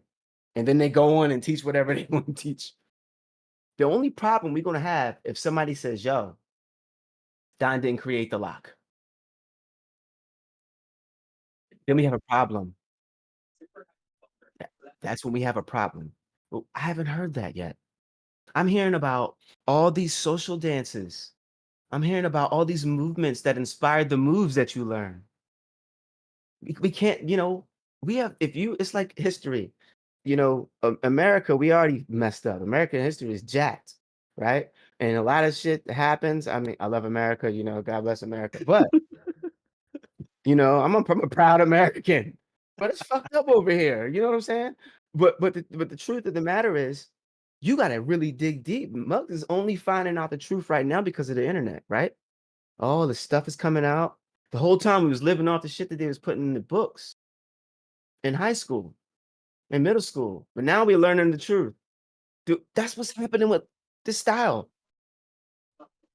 And the only way you're going to get to the truth is if you're willing to truly take information from everyone that was around in that time. And we are lucky to still have people here that was around in that time. You can't tell an OG of that time that his experience is wrong. You can't. You cannot. It's just a different perspective on what was happening then. But that's more history for you. If you want to type that history down and put that person's name over top of it in the little notebook, do so. But don't diss them. Don't disrespect them. Don't leave them out. Do you respect the OGs? Do you love the OGs? We'll talk to all of them. Invite them all at the same time. The ones that don't show up, okay, they don't want to be there, but at least you tried. At least you tried to get to, and I'm speaking, when I say you, I'm talking about the world. At least you tried to get close to the truth. Okay? We can't deny that we all great dancers. We're all dancers. We're all dope, you know? But no one can deny what Dine contributed to this style. You can't deny it. You can't deny that Campbell is the source of this all. So yeah, I mean, if everybody can come together and say, look, let's do this but I'm not overstepping no OG. I am not going to decide, and I respect everyone who takes a stance, but at the same time, I'm personally not going to say, well, I'm just going to do this, because you can't do that. You have to, if you're going to make a choice, you got to make sure that the choice that you're making includes every bit of possible information, because you're selling yourself short when you do that. You're selling yourself short of the opportunity to get the closest to the truth. I want to do it too. Trust me. I want to do that. But it's not, I wasn't raised that way. I wasn't raised to overstep some older man's or woman's story. I want to though, but that's, who am I? I'm just some other person that loves Don and Don's movement, like the other people who love Don and Don's movement. But I can't do nothing, man. I can't change this the title. The world uses the title. That's like telling and I don't, again, no, I'm not gonna do it. I was gonna go into another dance style, but let's keep it here. It always goes into that realm of like, you know what everyone's talking about? Nah, I shouldn't. I'm not gonna say it, but it's in every of the main 5 styles we talk about here. It's in all these styles. None of them are able to do what we're trying to do here. You see what I'm saying? So, I'm gonna stop because I will never stop. Riot, help me, bro. let me jump in really quick before Riot gets started. I just want to say, dude, you put so much of the things that Kaistar and I have been talking about on the podcast and privately very eloquently. Very, very eloquently. Because there's a lot of things to unpack there. And like some of the things I want to name is even like the respect for elders. Because a lot of us, like for myself too, I grew up with that. So it is always listen to your elders. And then what happens when elder stories start to like crash, intersect, and they go against each other. And like you said, like, what can I do, right? How can I make a change like that? And that's where I got stuck before. And that's why, like you said too, I really give it up to Hurricane for stepping up to the plate and doing what he was doing, because now it becomes a we thing. Yeah. Right? Like, and something else that you said, I really want people to like really hear and notice is that it is about your story. Mm-hmm. It is about your sources, because that's what's going to carry this forward. Right? We know a starting point for this dance. We know the man who is the starting point. And everything after that, ourselves included, are contributors and torchbearers of this art form, this lifestyle, this culture. So I know that even in like the Philippines and in Korea, there's a lot of people that say like, it feels so heavy for me. And it's like, well, now it's we. It shouldn't feel so heavy of a burden for one person anymore, because what this has jump started is that we can show in our generation that we can be together. Like, I never had fucking beef with you guys. You know what I mean? Like, never. And it would never be that way, because Right. just like you say, you respect everybody the same way on our end, man. And especially, it's also very easy to respect the love that you can see, the unity that you can see in the brotherhood, which is why 100% always give it up to Hood Lockers. Like, whatever you guys want to do, I support you just the way I support Alan and Omar, and for Kaistar, because that is what is, to me, the real drive and fuel for these important conversations. And like you said, I don't think a lot of people are trying to come together the way that we are to be able to talk about it. That's right? it. Because it's not like we just have like completely opposing views. We just all have views, and they all That's it. support in different ways, Right. right? Because Everybody's looking one, at the same wall, but from a different spot. That's yeah. it. That That's part. basically what it is. I don't Thank know you for what you are, sharing, man. Go for it, Roy. Ah, you're welcome, bro. No, Thank no, you. yeah, that's why I wanted Epic to talk, because we had to talk. We always have these talks. I mean, Mm. we're always in constant dialogue with one another, um, trying to sharpen our knowledge, but also trying to prepare ourselves to be able to explain our position in a very clear and concise way. And Epic is really good at that, especially compartmentalizing each issue and then delivering it in a good way. So that was great.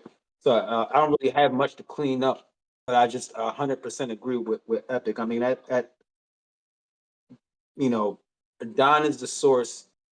Don created this dance. Everybody knows that. Like Epic said, I've never heard an OG refute that. Nor have I ever heard anybody say, you know what, this was out before Don. I never heard any of that. Now, you know, again, Don inspired everybody, right?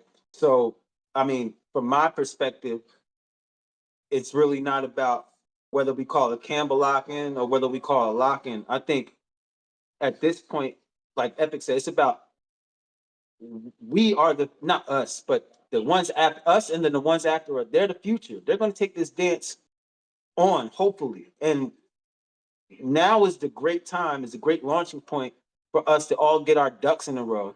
I don't see why it's a problem for anybody that has opposing views to get together and talk about it. Because if you really love the dance like you say you do, well then put your money where your mouth is. Exactly. That's what we say over. That's I know. Yeah, y'all know. That's what we say over here in the U.S. So it's like there's no reason to be. There's no reason.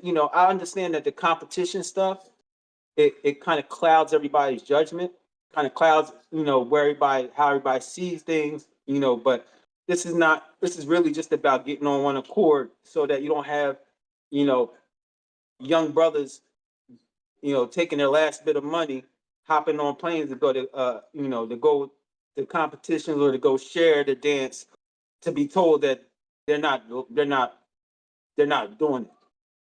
Especially after they just got finished talking to Fluky Luke. Like these are things that I've experienced in my journey, and it only made me wiser. Like I Mm. was messed up, but it made me wiser because number one, I'm the type of person where like they call me the technician in the group. Mm. Yeah. I keep everything very, very like if I can't go up no more, I either go left or right.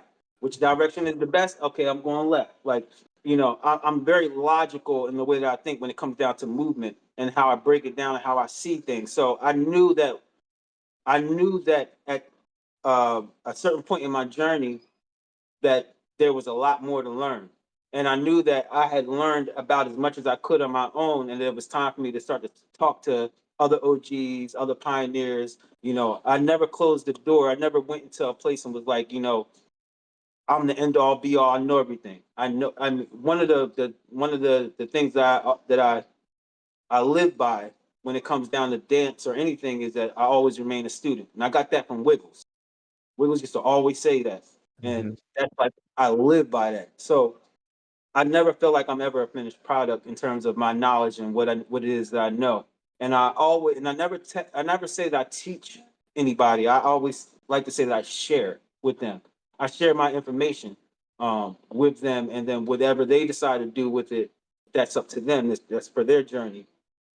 But I feel like at this point, I know I'm probably going off a little bit, but I Hey, just want to good. say, you know, there's got to there's got to be a way where we can all coexist.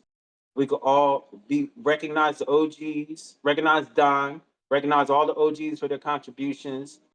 Recognize all the pioneers and the up and coming pioneers. I'm sure there's somebody out there that all they watched their whole entire life was Flowmaster. Mm-hmm. Flowmaster dances. He's like, I mean, his dance is just it's crazy. Mm-hmm. There's somebody out there that's watching him, and they're going to study and they may even look like Flowmaster to a T. Mhm. And they got the whole world saying, yo, Flowmaster, got it, got it, got it. And then here comes this little kid looking like Flowmaster, and he goes to this competition, and then because of somebody's attitude or how they feeling at that time, oh, that's not it. You see what I'm saying? Like, we get into these realms where, like Mark said, where it's really about perspective. It's really about, it's not really about what's right or what's wrong. It's about putting everything into the pot. Mm. Being fully aware of everything that can contribute, because we're here right now. This is where we're at right now. Whatever the date is, wherever my feet are right now, that's where I'm at. So I can't really truly be focused about the past. I can honor my past by organizing it properly in my present so that my future is clear. And that's what our job is right now. That's what we have to do. And everybody that claims to love locking or Campbell locking or whatever Campbell locking, right? Anybody that claims to love it should be coming together and having conversation and talking about it for the love of the dance, for the love of Don.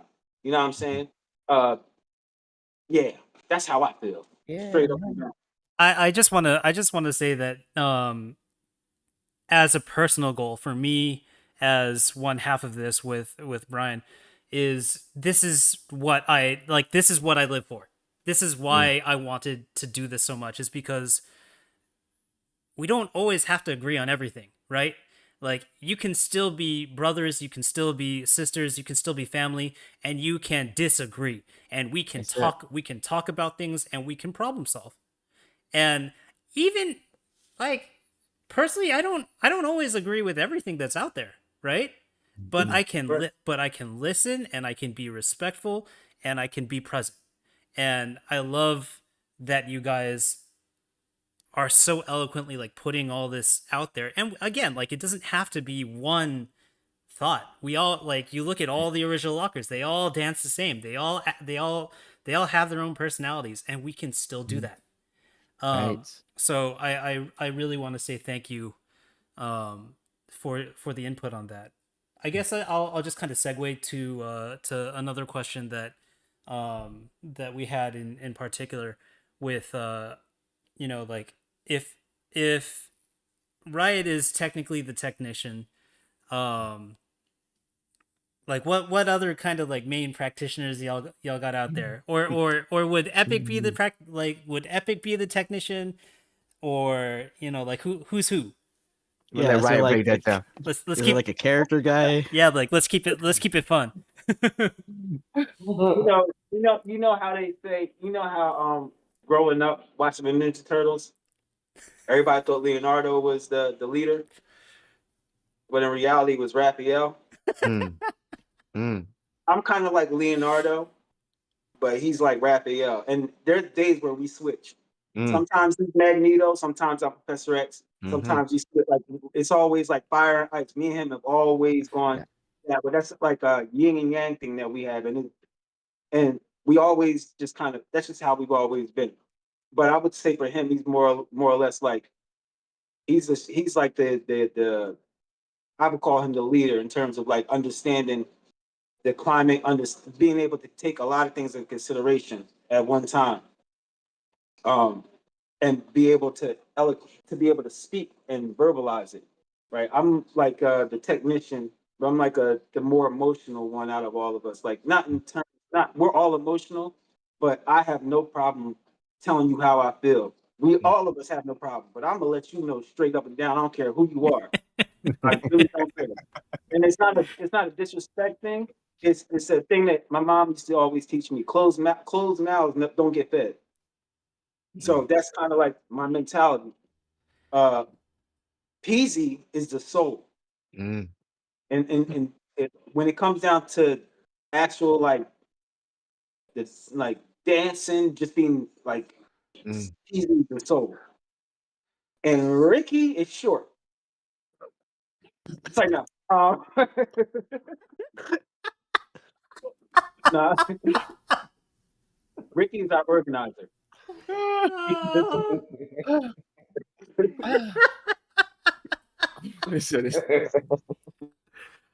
He's like man. our No, I he's identify with This, both of those this, things. Oh, Jesus this is an Christ. everyday thing. Kevin. This is, my Oh. bad, Rick. But yeah, he's an organizer. He kind of like um he keeps like everything kind of like organized. If we miss something, he's always checking on our emails, checking on our Instagram. Um, Yeah. if we need anything written up or anything, he's a guy that writes stuff up. Or we could all write, but he's a lot better at it But than me. I tell you what though, like personality wise though, honestly, Ricky is our piece. Ricky is Yeah, if that's true. what I'm telling you right now, without Ricky, we would have so many disasters would have gone outside of our control, you know. True. Even it's would start with us, but then how we move has a lot to do with Ricky's piece. Like Ricky listens and he keeps quiet. But when he says something, it's like because he paid attention to every single thing. And when he delivers back to you what you ask him or what you ask of him or ask of him to do or a role you ask him to play, whatever, it's like exactly where you put it. He gives it right to you at a peaceful, stable scenario. You know, we we go crazy. The rest of us go crazy. Him and Peasy. Peasy's piece too, but Peasy's like I don't know who to describe it to, but he's that type of person. He's quiet, kind, and gentle. But if he gets pissed off, he's Hawk. You know what I'm saying? Yeah. Peasy is like Hawk, and you see that in his dance. Like he said, he's the soul. So Peasy really is grooving for himself. But if there's one moment where he thinks you're battling him, he goes, Oh shit! He glitched at the same time, bro. Oh shit! and then he snaps. And then it's yo. over. It's a wrap. Best to leave him alone, you know. But I anyway, like that you used the Ninja Turtles reference because you guys are on here. I was thinking about also like my history with Bryce right. because when me and him were in China with Omar and J Boogie, Mm. J Boogie was the Raphael. J Boogie was the one who's like, I got shit to start, and we're like, all right, we're just here to support whatever is fueling that, because you got Bryce as the Michelangelo just high as shit Right. on pizza over here, and it's like, okay, we gotta go, let's go. That's funny. That's Bryce. That is Bryce. You know, one thing. Just speaking on Bryce, you know, Bryce. Oh man, like it's so much we can say about Professor Locke because you know he's like our, you know, he's tall as I don't know what, but he's like our little brother. You know, we always like nudging at Bryce, but Bryce is how can I say this? We all have our own like drive, and we, you know, but he is very like with love. He is so driven and he doesn't let anything hold him back. And I'm not gonna say that like, you know, we or anyone else that he's around would hold him back, but he's there with love. He's capitalizing on how he can contribute when he can, but his drive is like on 100. Like you can't, he's not waiting for anybody. He's hanging out for a while, but he ain't waiting either. He might be waiting, but he already got a contingency plan. So, I actually want to share something that I learned from Bryce. right. It was in Long Beach when he was doing his I don't, maybe it's just like a random stint in Cali, but he was talking to a lot of us at Homeland, and he was just saying like, you know, being like a locker is like being like a gypsy, because you see another one and you're like, that's you, I get you, that's my family right there. And I was Right. like, wow, that is so correct. Yeah. Because you see it in like other dance styles like poppers, like yeah, there's other poppers here, but you see another locker, you're like, oh, you get it, Right. you live Yeah. it. And I want to kind of bring it back to something that that Ricky said like way earlier in the conversation when he was introducing himself, like in high school, like you're saying that you didn't really, you weren't like the most social butterfly of your group. Like I think a lot of lockers resonate with that because you hear Scooby talk about himself, and he's always like, "I was a square," and he owns up to it, right? And it's like Yeah. I think a lot of people, who do our style, irrespective of what you want to call it, we resonate with each other in a way that is not communicative through words. Like you can't communicate that. Oh, like this is, I don't know. Like there's something extra special about being from our dance that Mhm. that Yeah, yeah, yeah, definitely. I think that probably, and I don't even want to say it, but Sad. that's probably, I don't know. I guess it depends Mhm. because I've been around some other lockers that were very like standoffish. Not here in America, but here in America, our plight is different, like than everybody else's. You know what I'm saying? So, um, but I do understand what you're saying. Yeah, 100%, 100%. When it comes like to American lockers, I don't know what it is about. Like I said, when I went over there, when you guys brought me out, like I felt at home.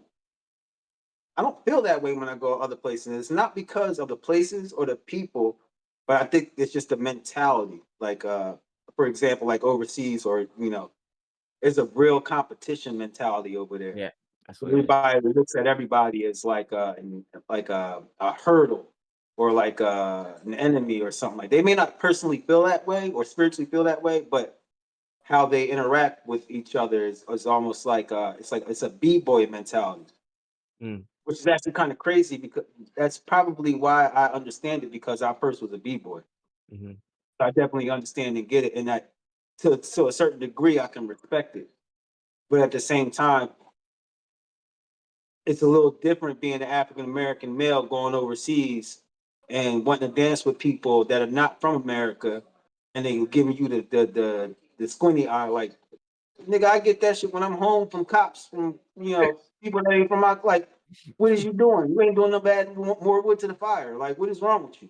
Like, I'm sorry, but that No, no, no, you're that's totally on point because it's that's one of the things that drives me right now about why like I started this podcast with Kai Star and been trying to travel more and speak more on what that is like. I haven't experienced it myself, right? Like being a black man going overseas and feeling those things and getting that sort of attention. But I've heard so much from Omar what that is like.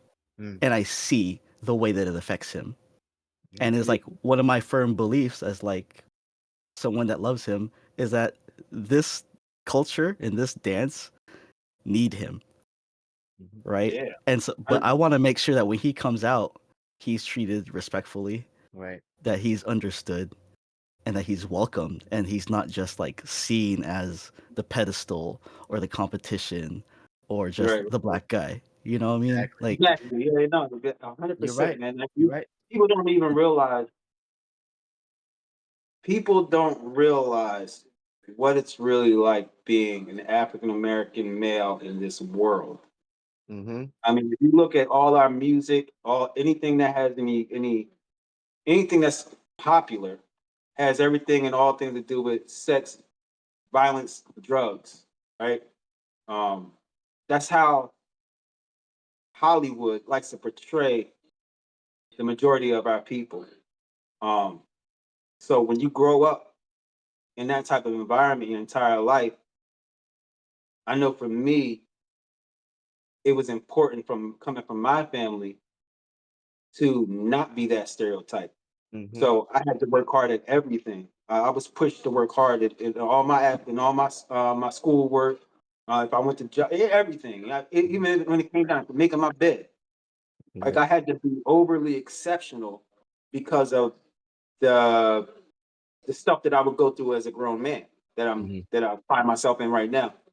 Um, so I think I'm kind of lost a little bit, but you know, I don't think people really realize, for someone like Omar, who, Omar is cool as shit.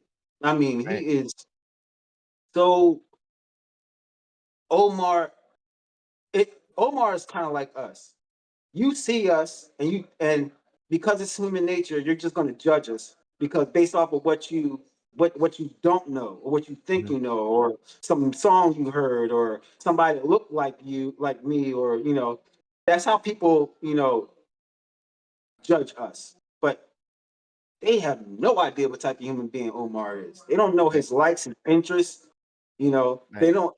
Same thing goes for us. Like you know, I got dreads, I got locks. People probably look at me and think as soon as I go back home, I'm hitting the block with me and my 10 baby mamas, something like that. You know what I mean? I wouldn't Like say. no, I'm going back home to my apartment to go raise my kids and cook for my kids, and make sure that they go to bed on time so they can get up and go to school, so that I can go out and go to work, and then wake up and come home and do it again.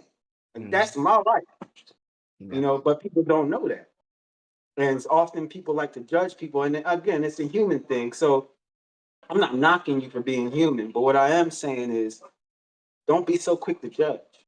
And I think it goes back to what Epic was saying about when they're hearing the OGs talk. Like if you hear one OG talk, and regardless if you idolize that OG or whatever the case may be, however you feel about that OG, you listen to their story. That doesn't mean that you shut off your other ear and don't listen to everybody else. Right. Like that's not how life.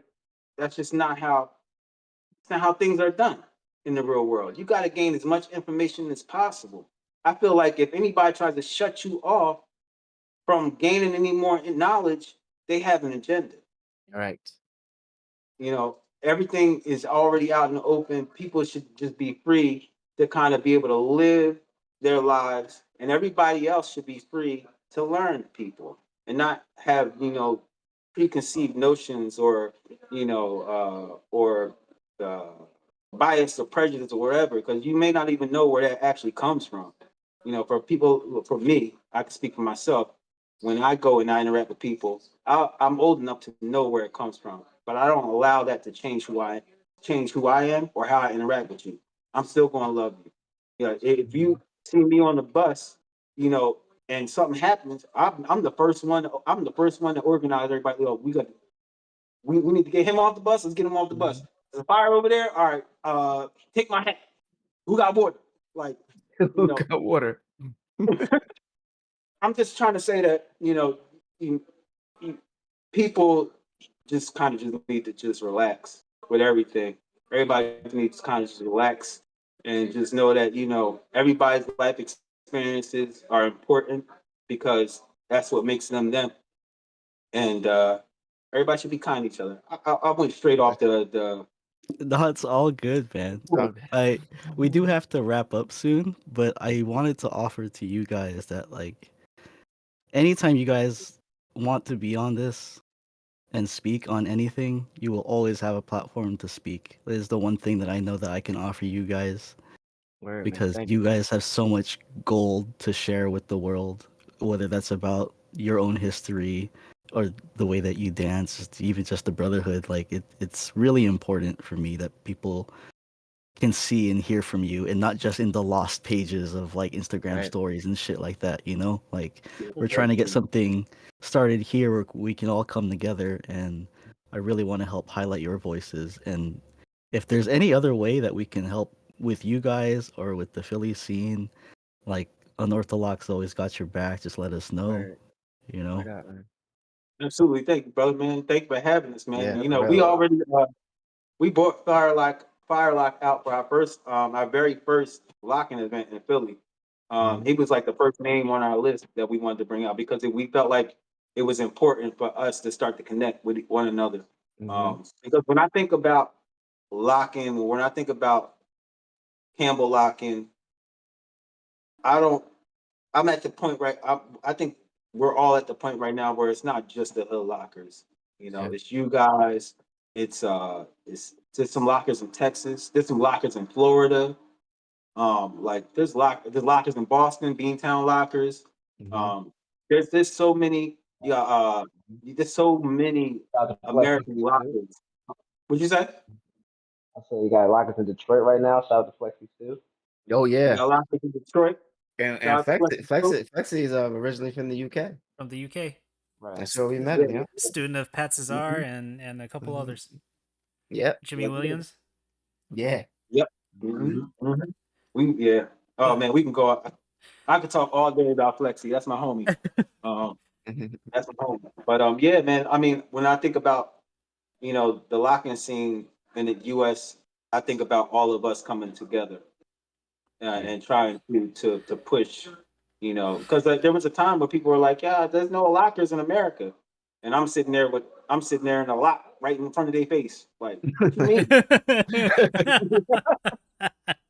No, it's actually It's- incredible. Like a lot of people from overseas don't know where to go in America to just meet this generation.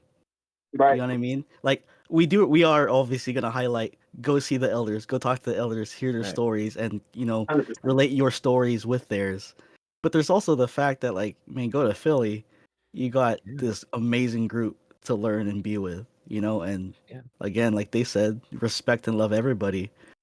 And I think that's like one of the big things that I hope that people overseas can see this and hear this and know of you guys a lot better. Like Yeah. Riot being on stage at SDF, fucking perfect. Like Mm. people need to know and see that.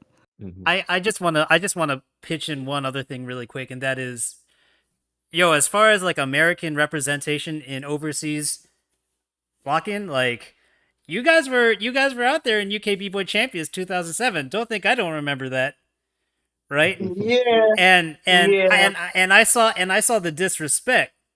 I saw the Yeah. disrespect. But the thing is that I think that that's one of those things that we see, and that's one of those things that you guys experience firsthand. So you have a platform, you have a home whenever you want to talk about these things, because we are here for it. Like, dude, I went through a very similar thing. Like I can't say it's exactly the same thing as what you guys went through, but I had a very, very similar issue from one of those very, very same people that did that to you in the UK in 2006, 2007, around that time as well. So we go through the same through the same things, even though I won't always have the same exact experience, Right. but we can come together. We can compare notes, and we can be a community. We can be family. That's it. Yes. Yeah, and That's this That's one. I know we talk about just America, but this is an invitation to the whole entire world. Mhm. Don, his dance has the whole world dancing. I Mhm. mean, just think about that. Think of like that's like that's like so profound in the sense like I mean for me because when I look at Don, that's like looking at my uncle. That's like looking at my grandfather and my uncle. Like that's really like how I feel when I talk to him, or when I talk to OG Skeeter Rabbit, when I talk to Tony Gogo. I feel like I'm talking with my uncles. Like that's how I literally Yeah. feel. So to be able to look at somebody that looks like me and know that he did this and everybody's doing it.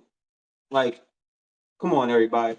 Come on. We the buck gotta stop somewhere. We got to come together, have a come together moment and Right. for the future.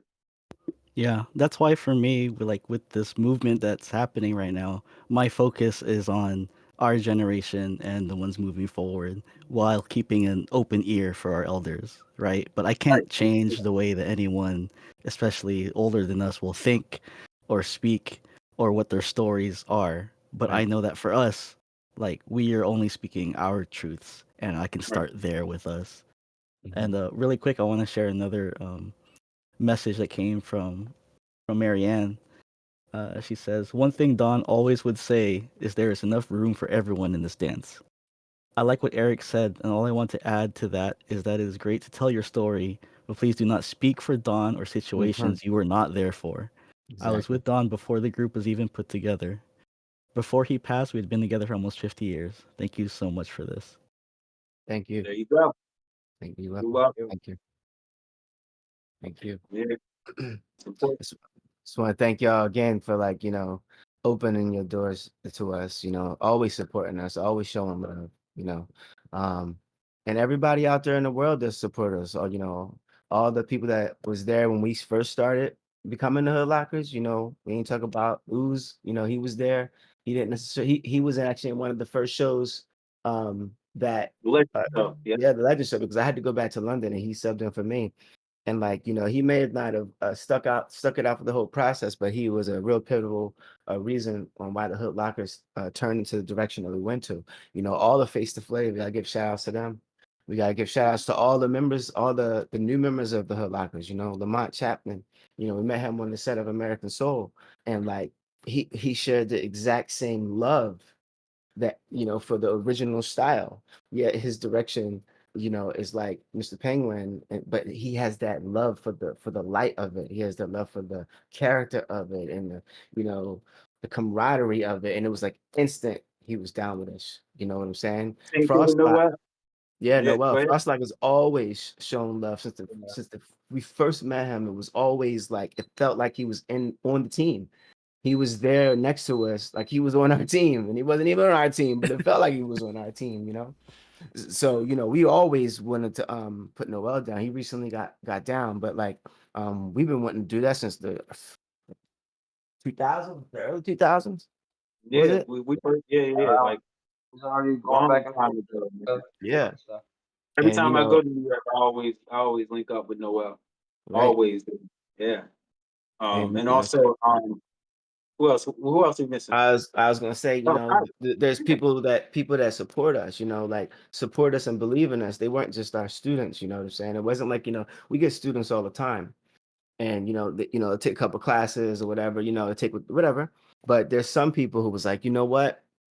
We may not be able to do this the way they're doing it, but we stand by them. We stand by their concepts and what they believe and what they support. And they were there. They learned. They take it for themselves, and they got better. Tyler, Hungry Ray, the Hood Lockers is expanding, and it's expanding purely off of the love for this whole thing. The same kind of love that we felt when we saw Dime moving, we're starting to see that spread out to the people that surrounds us.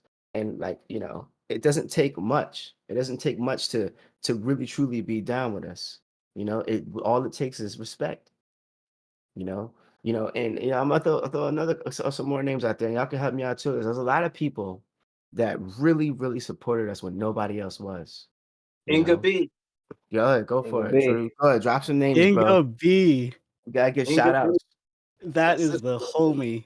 Mm-hmm. That's a sister Oh right there. man, Go ahead, Ricky.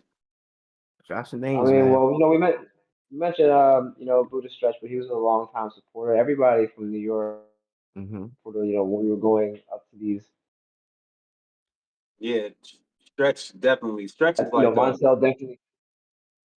Yep.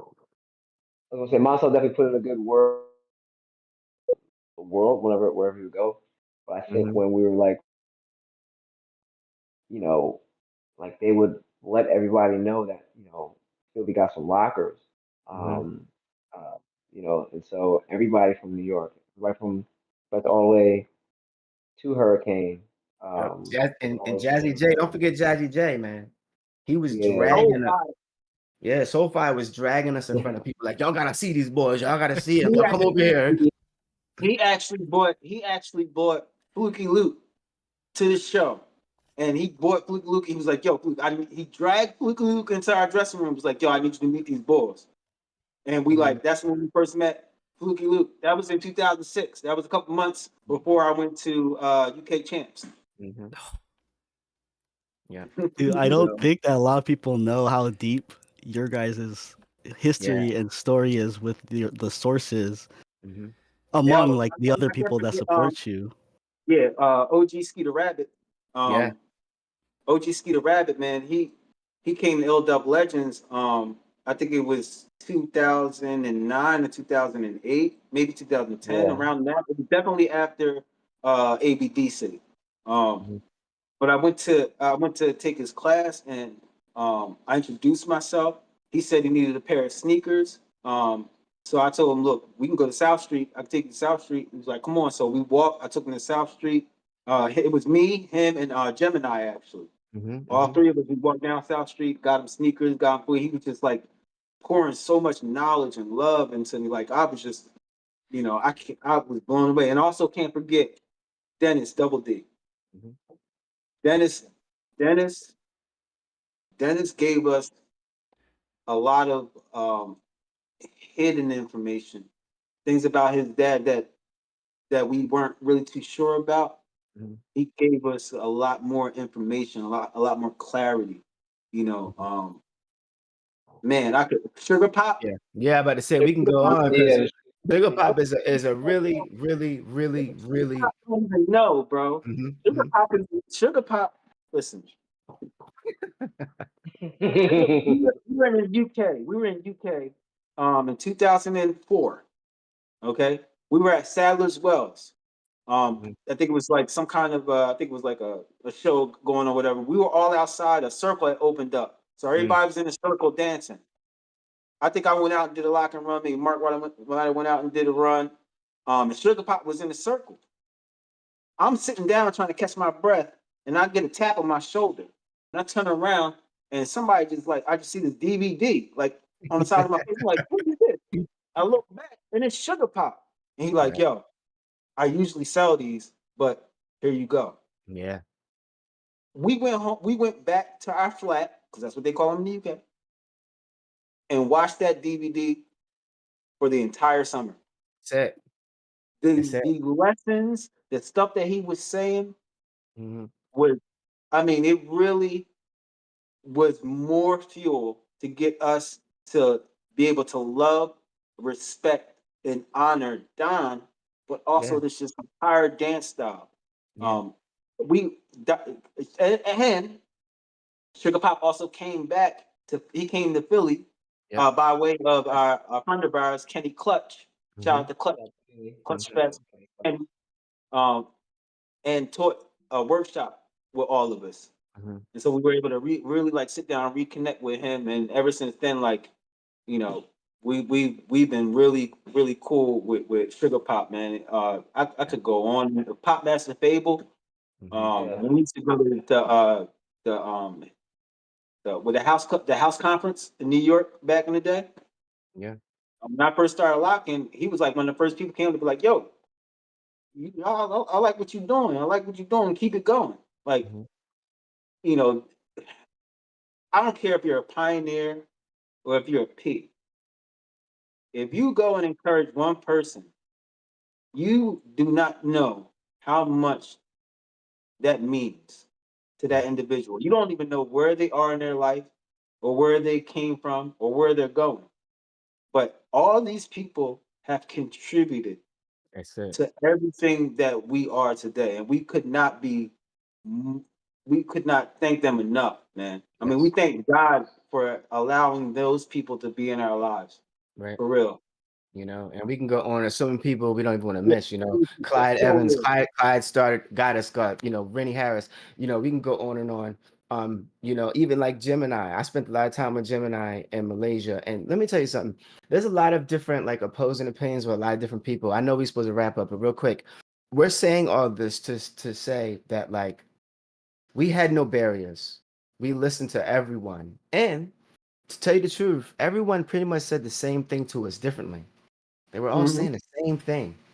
And all they ever wanted to do, we were a bit younger, so we didn't quite understand all the time what the point was at the moment. We always talked about it and kept thinking about it as we matured over the years.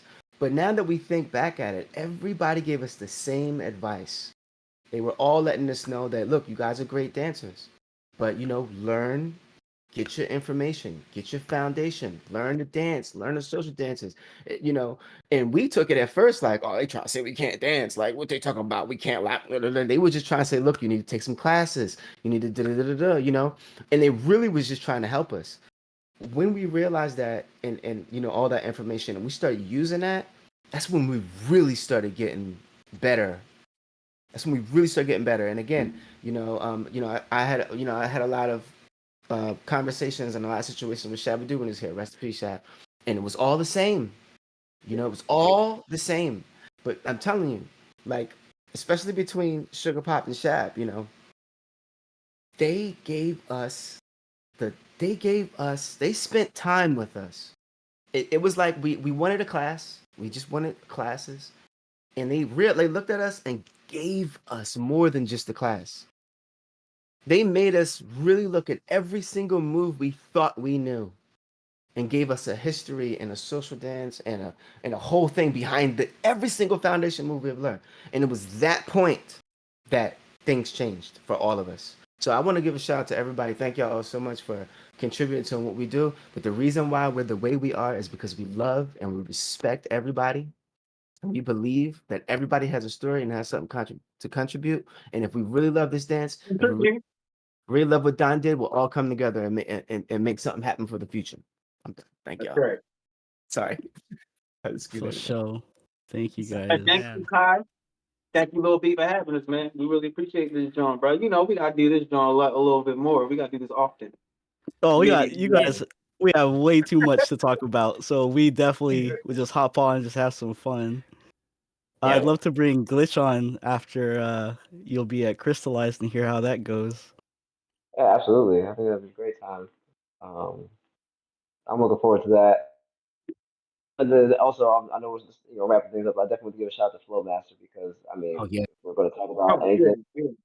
an American Soul thing. I mean, for all of us, and that'll probably be another like podcast for us to like speak on. But just for going back to what you were saying about like thanking God for placing people in our lives, like Flowmaster was that person that really gave us that opportunity, and it could have gone to anybody, but he really saw something in us, Mhm. and that was a very big deal for me. Um, Definitely got a shout out to, I mean, rest in peace, but Don, obviously. I think we all had different encounters, like even outside of just the and structure of like this dance thing. I mean, I remember the first time we met him at Ill Def Legends, like he was in the shop eating chicken. I remember that was like the first time. You know what I mean? It wasn't a class, and from that moment on, throughout you know history and learning, I think one of the last things for me that I remember profoundly is like when I went to Hip Hop International, like he said specifically to me, he's like, "Yo, you got better." Like for him to say that at that point in my life, it Mm. meant so much just from knowing that this person knows everybody. Like everybody wants to talk to Don. And for him to have that kind of like impact, it's just testament to how real he is and how genuine these pioneers are when they really want to like give information and share information. To do is continue to pass that on as a tradition as well, not just information, but how to be decent human beings and care for everybody. Everybody that we named has like cared for us and looked out for us in ways that we probably couldn't even imagine. Yeah, big shout out to Why Not. He kept the bug in Oh, on people's ears You on already tour know. constantly. Mhm. dang. All right, I'm done. We'll do the next on the next one. I just want to like end this off with saying like what I love about the last like couple of minutes that you guys give so much respect and love to the people that gave you that, and you do it in return. And I want to remind you that at one point, maybe it's now or soon, but you are going to be in the same positions as the way that the elders handed things to you guys.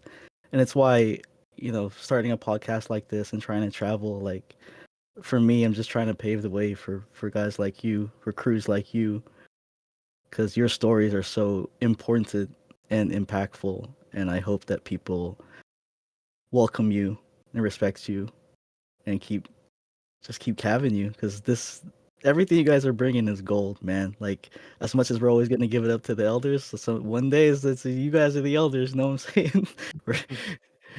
I So can't forget about Alpha, Demeter Joe. That's it. mm, Yeah. This man, we can go. Don't blame our minds, not our hearts. Yeah. We can get the name.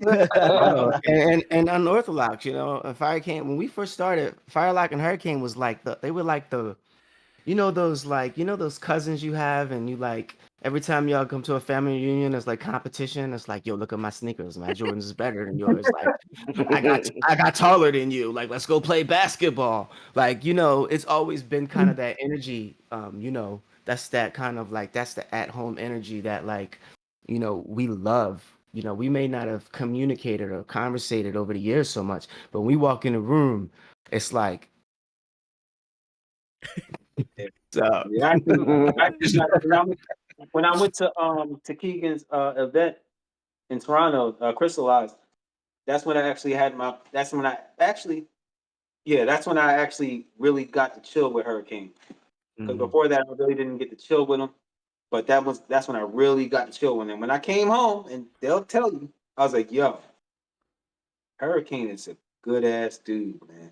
Like he's a cool, chill ass dude. Like man, it just man, I'm just stop.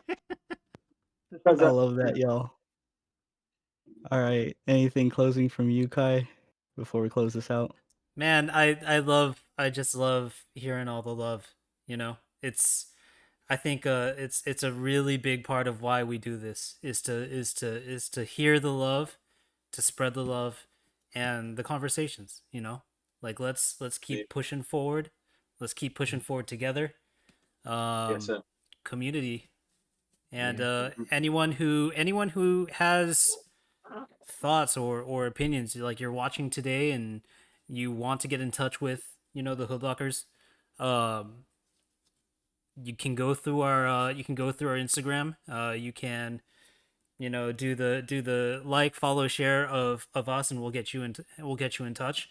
But really, like, we are here to at least get these conversations out into the public instead of in the comfort of our own DMs and phone calls and homes, so that people feel and understand that, hey, we can talk about these things. We can talk about Campbell locking, whatever you want to Right. call it, and Right. have grown ass conversations. So That's Right. it. we Exactly. will. Yeah, imagine us having this kind of conversations in like our 20 somethings. It Right. ain't gonna be as eloquent. Right. I can tell you right now, boy, it'd be nothing but smoke on my screen. uh, All right, y'all. This is Thank you, brothers, episode man. Appreciate you, 13. man. Thank y'all so much. Love y'all, man. Appreciate y'all. Thank For you, sure. bro. This is episode 13 of Let's Talk Locking with Lil B and Kai-Star with our guests today, the Hoodlockers. Got Riot, Glitch, and Epic. Thank you again for joining us. Thank you for everyone watching tonight. If you're watching the replays, please drop us some comments, give some likes. Make sure you hit up these guys' Instagrams. They also got a website. Check them out. Fly Eagles fly. I'm a huge Eagles fan, so I got to let them know. Yeah, Eagles fan. Oh, Red October right here. yep. Yeah. Nike. All right. All right, y'all. You have a good night. You guys stay on, but I'm going to be ending the stream right here. But thank you guys.